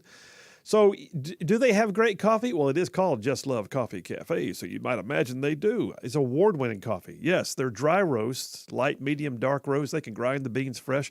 You can also get some like whole beans, take it home with you, grind it yourself if you want to. They sell all their stuff on the shelf there. They got great swag. They got all kinds of things. And then they have what my sweet Charlene calls the treat coffees. They got the cappuccinos, the lattes, the espressos, all of them.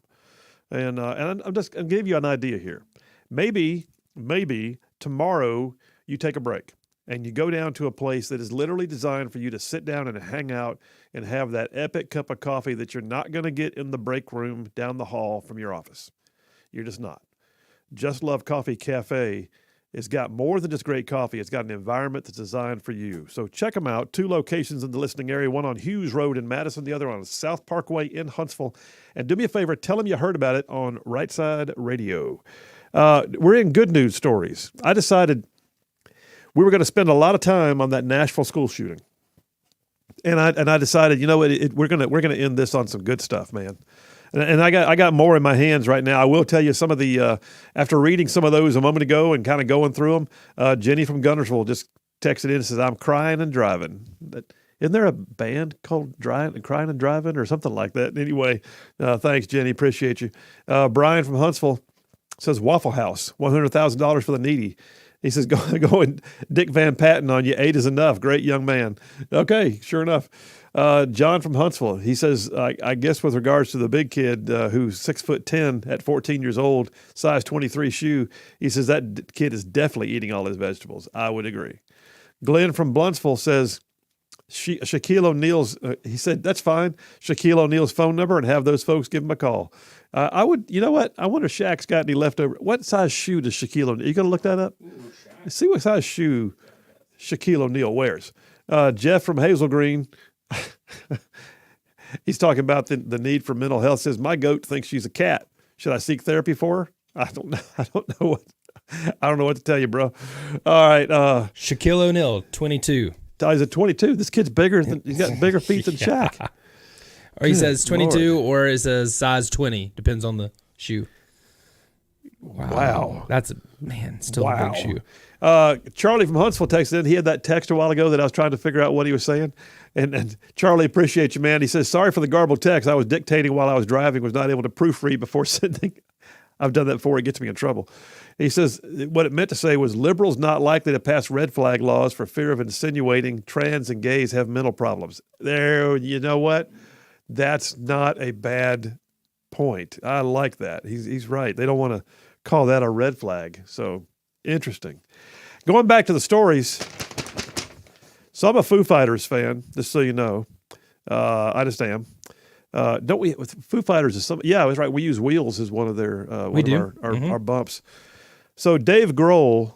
But did you see this article? Dave Grohl, he's lead guy of Foo Fighters. I know you're that. Oh yes, yes. He used to be the drummer with Nirvana. Now he's the lead guitarist / singer for Foo Fighters.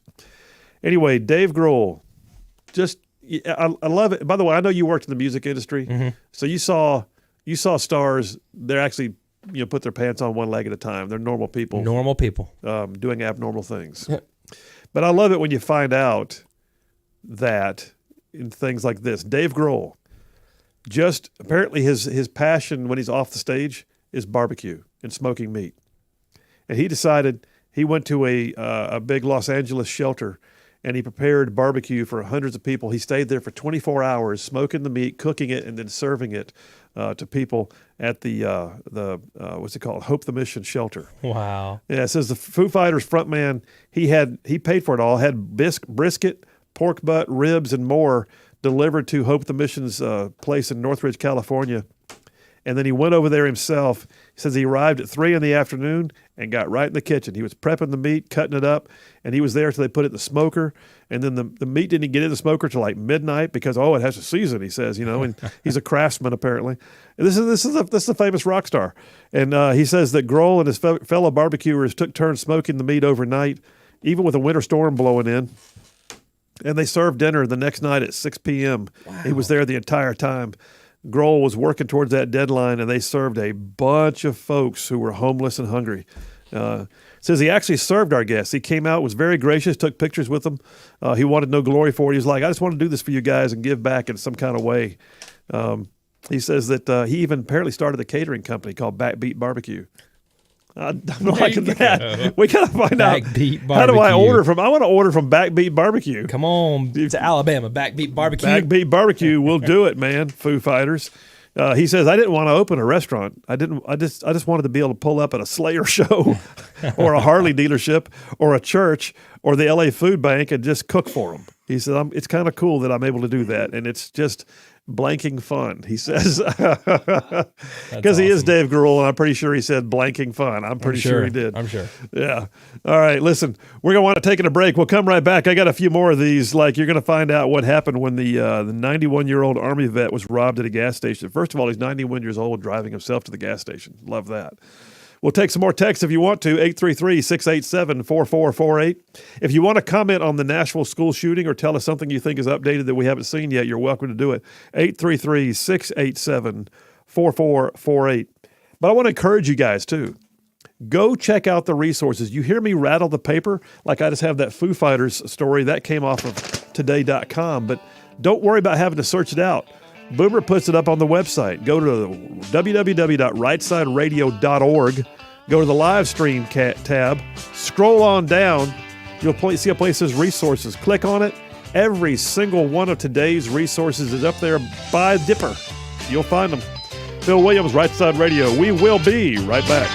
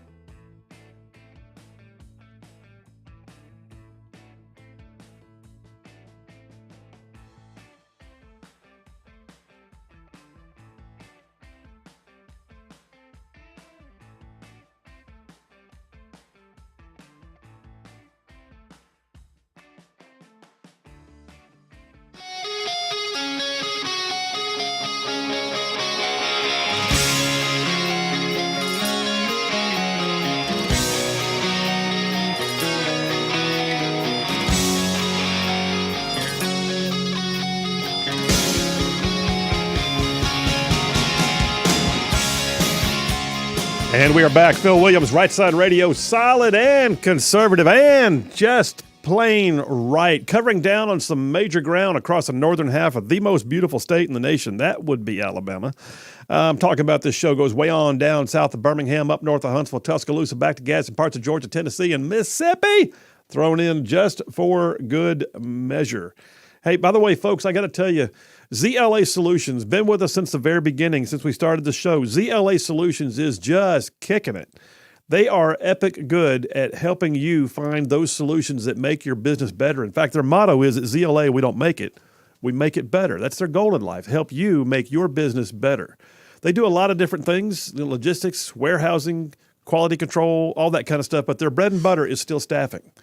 So if you're looking for people, and it doesn't matter whether it's like onesies and twosies, with special, niche skills, hard to find, or if you're like literally needing a whole shift of people, they can do that for you. Recruiting, background checks, drug testing, all of it. And ZLA Solutions puts people and jobs together on a regular, like daily basis, and they're good at it. So check them out. Their website is www.zlausa.com. That's zlausa.com. And do me a favor, tell them you heard about it right here on Rightside Radio. So I got a few more of these good news stories. I decided I wanted to kind of end the show on a high point to the extent that we can. We'll take calls. If you want to call or text in about the situation with the Nashville shooting, I will certainly take those right now. We can close out with your comments on that too. That's 833-687-4448. I'm told to say that slower sometimes. 833-687-4448.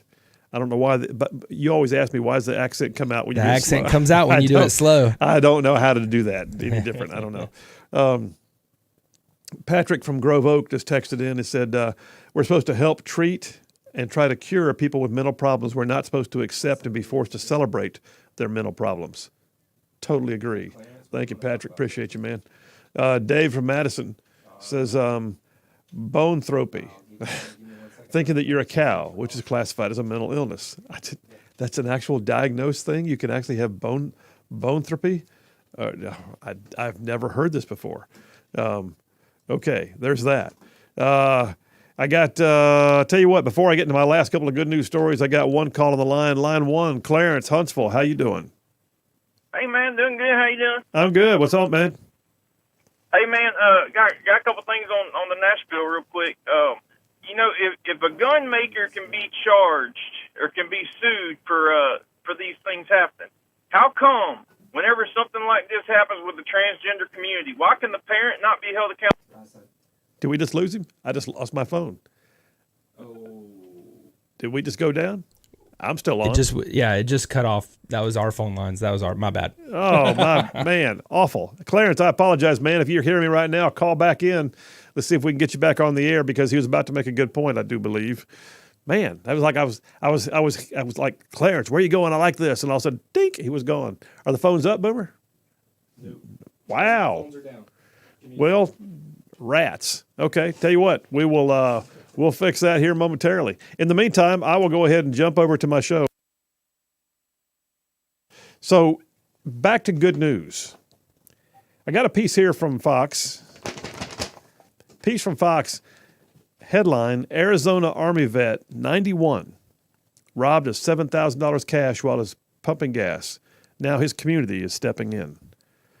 So I love this. So this is one of those that's going to make you drive and cry too. So the Arizona community is rallying around a 91-year-old. By the way, 91 years old.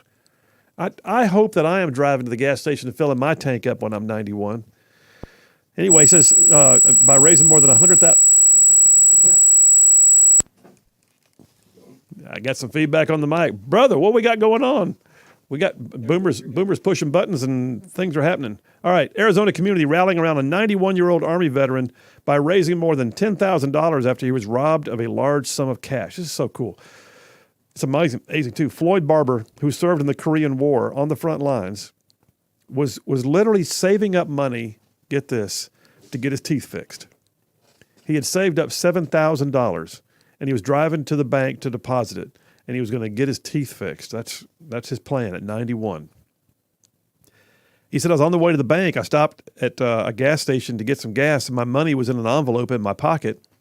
And he said that when he was filling up gas, he said this woman who he had seen panhandling in the area, she came up and grabbed him, started like hugging him, shaking him a little bit, and then apparently what she was doing was frisking his pockets.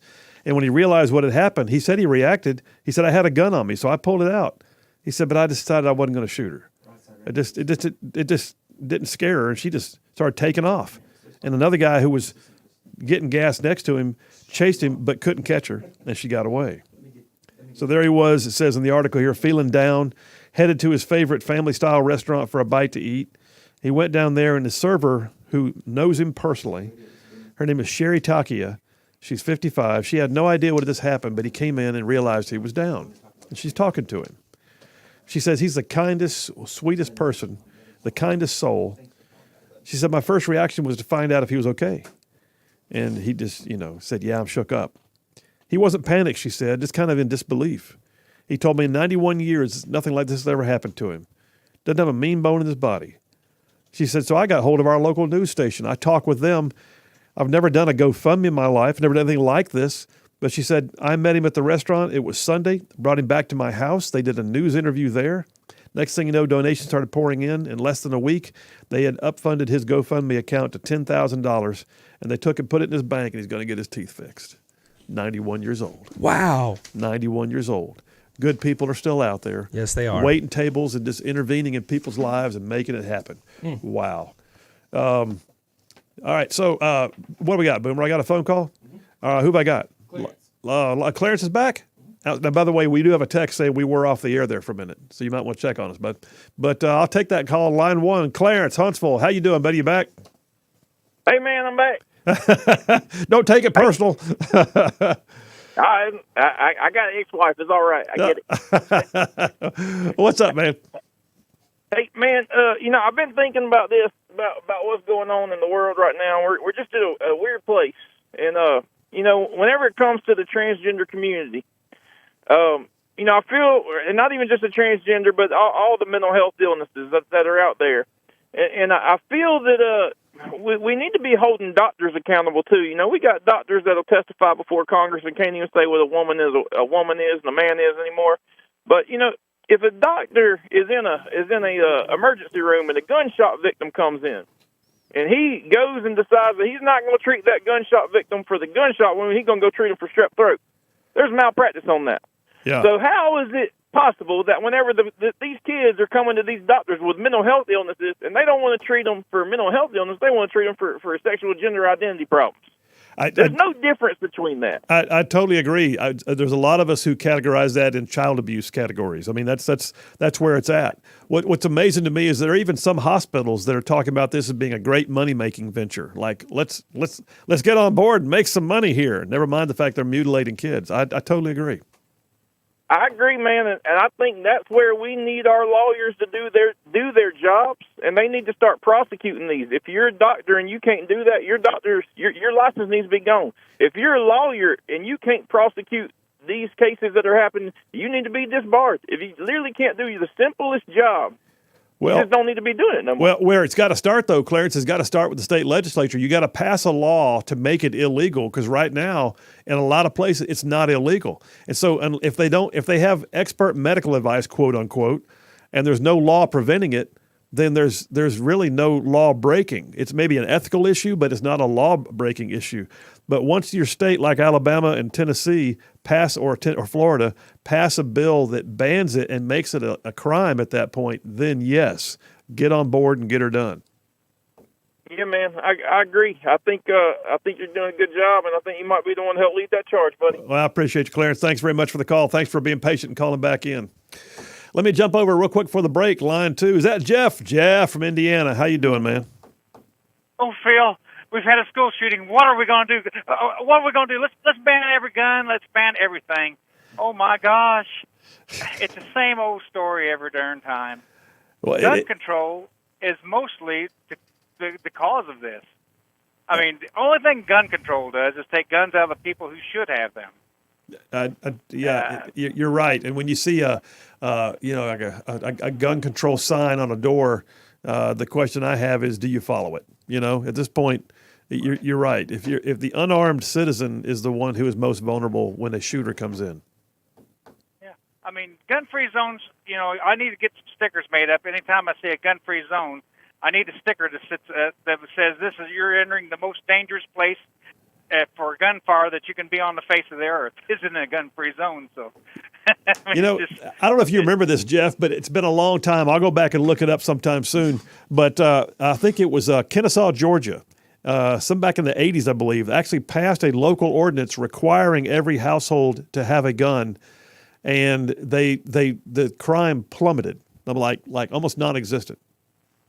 Yeah, I mean, and that's what happens because, you know, when somebody goes in with a gun, you're in a gun-free zone or expect that nobody else is armed, you're basically, I hate to say it, but you're playing God.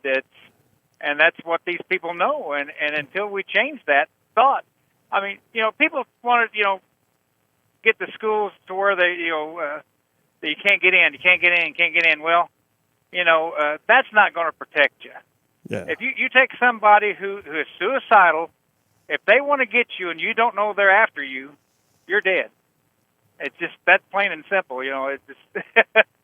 Well, and there's also a lot of mental preparedness that goes into this. We had I don't know if you heard, we had earlier we had a Nashville radio guy, Matt Murphy, and he talked about the fact that school, part of what saved a lot of lives too was not just the quick reaction of the police force. It was the fact that school had gone through training, and they went into lockdown mode, and teachers barricaded doors and, you know, got their kids in a safe place. And that's a huge piece of it too. Is mental preparedness is a big part of it.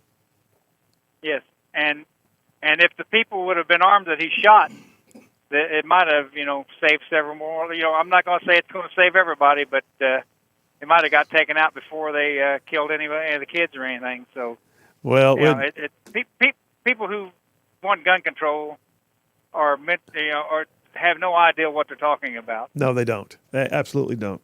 All right, Jeff, we're up against a break, brother. You on the road right now? I'm above Bowling Green, man. I'm doing good today. Oh, you are? All right. Well, be careful out there, buddy. Oh, yeah. We'll see you. Well, have a good one, Phil. All right. I love the fact that we got our truck driver friends, several of them. Jeff from Indiana, Sama calls in or texts in too. Anyway, all right, Boomer, take us to the break, brother. We'll do that right now. We'll come right back and put a lid on this one. Yeah, and I hope that y'all are good with ending most of this show on good news. Because, folks, I'm going to tell you, there's still a lot of good folks out there. It's easy to watch the news and forget, but daggum, there are people making a difference in other people's lives every single day.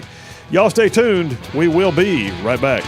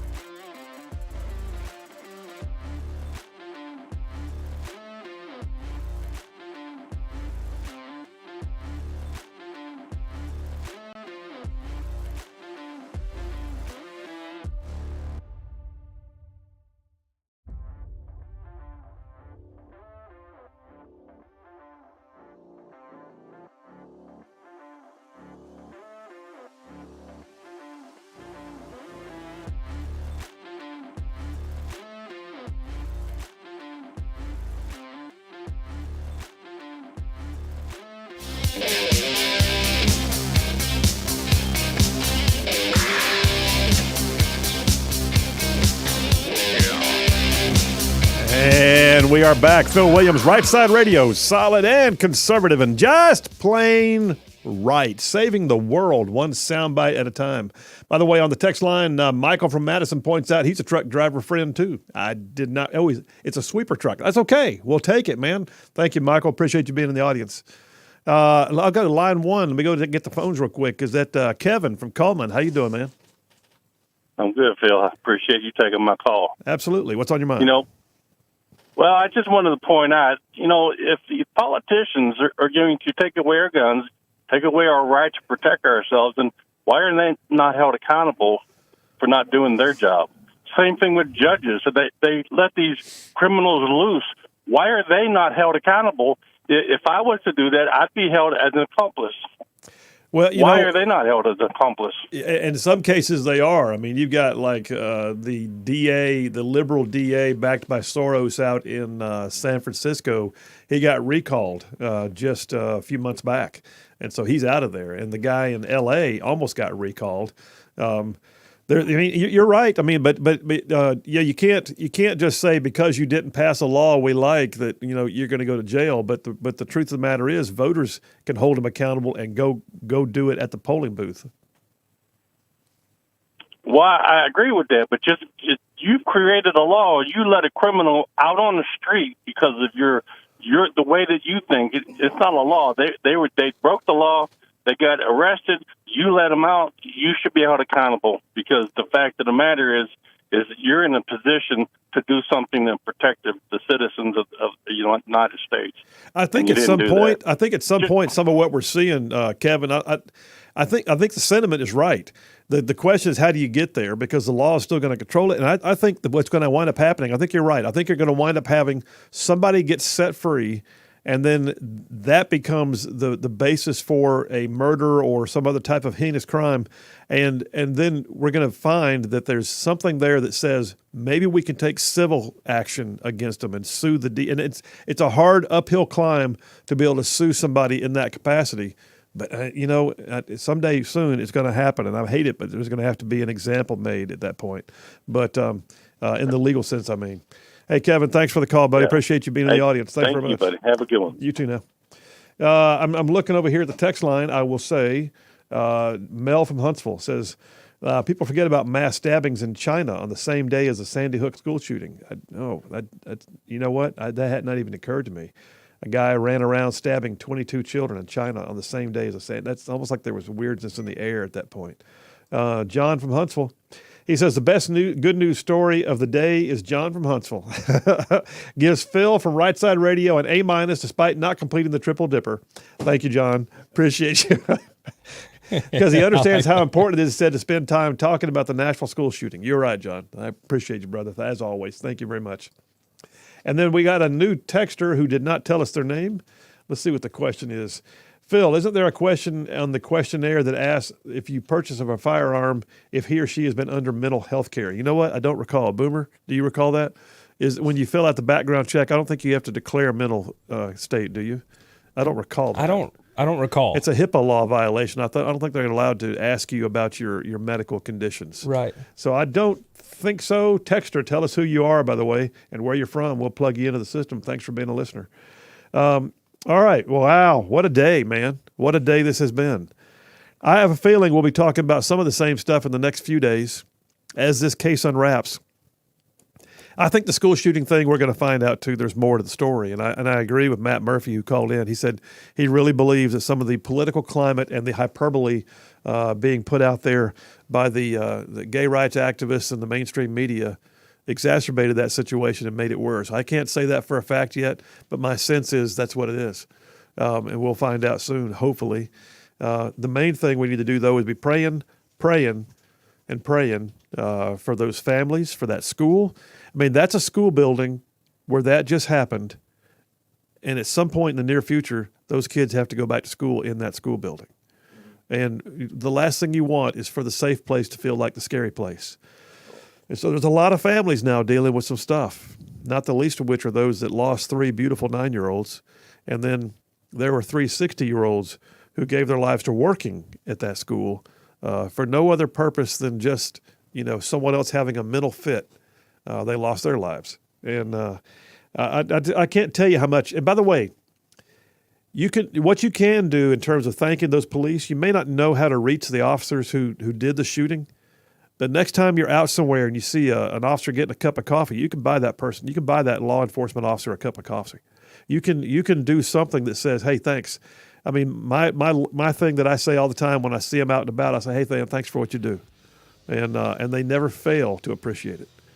All right, you guys, have an amazing day. Amazing day. We'll see you back here tomorrow.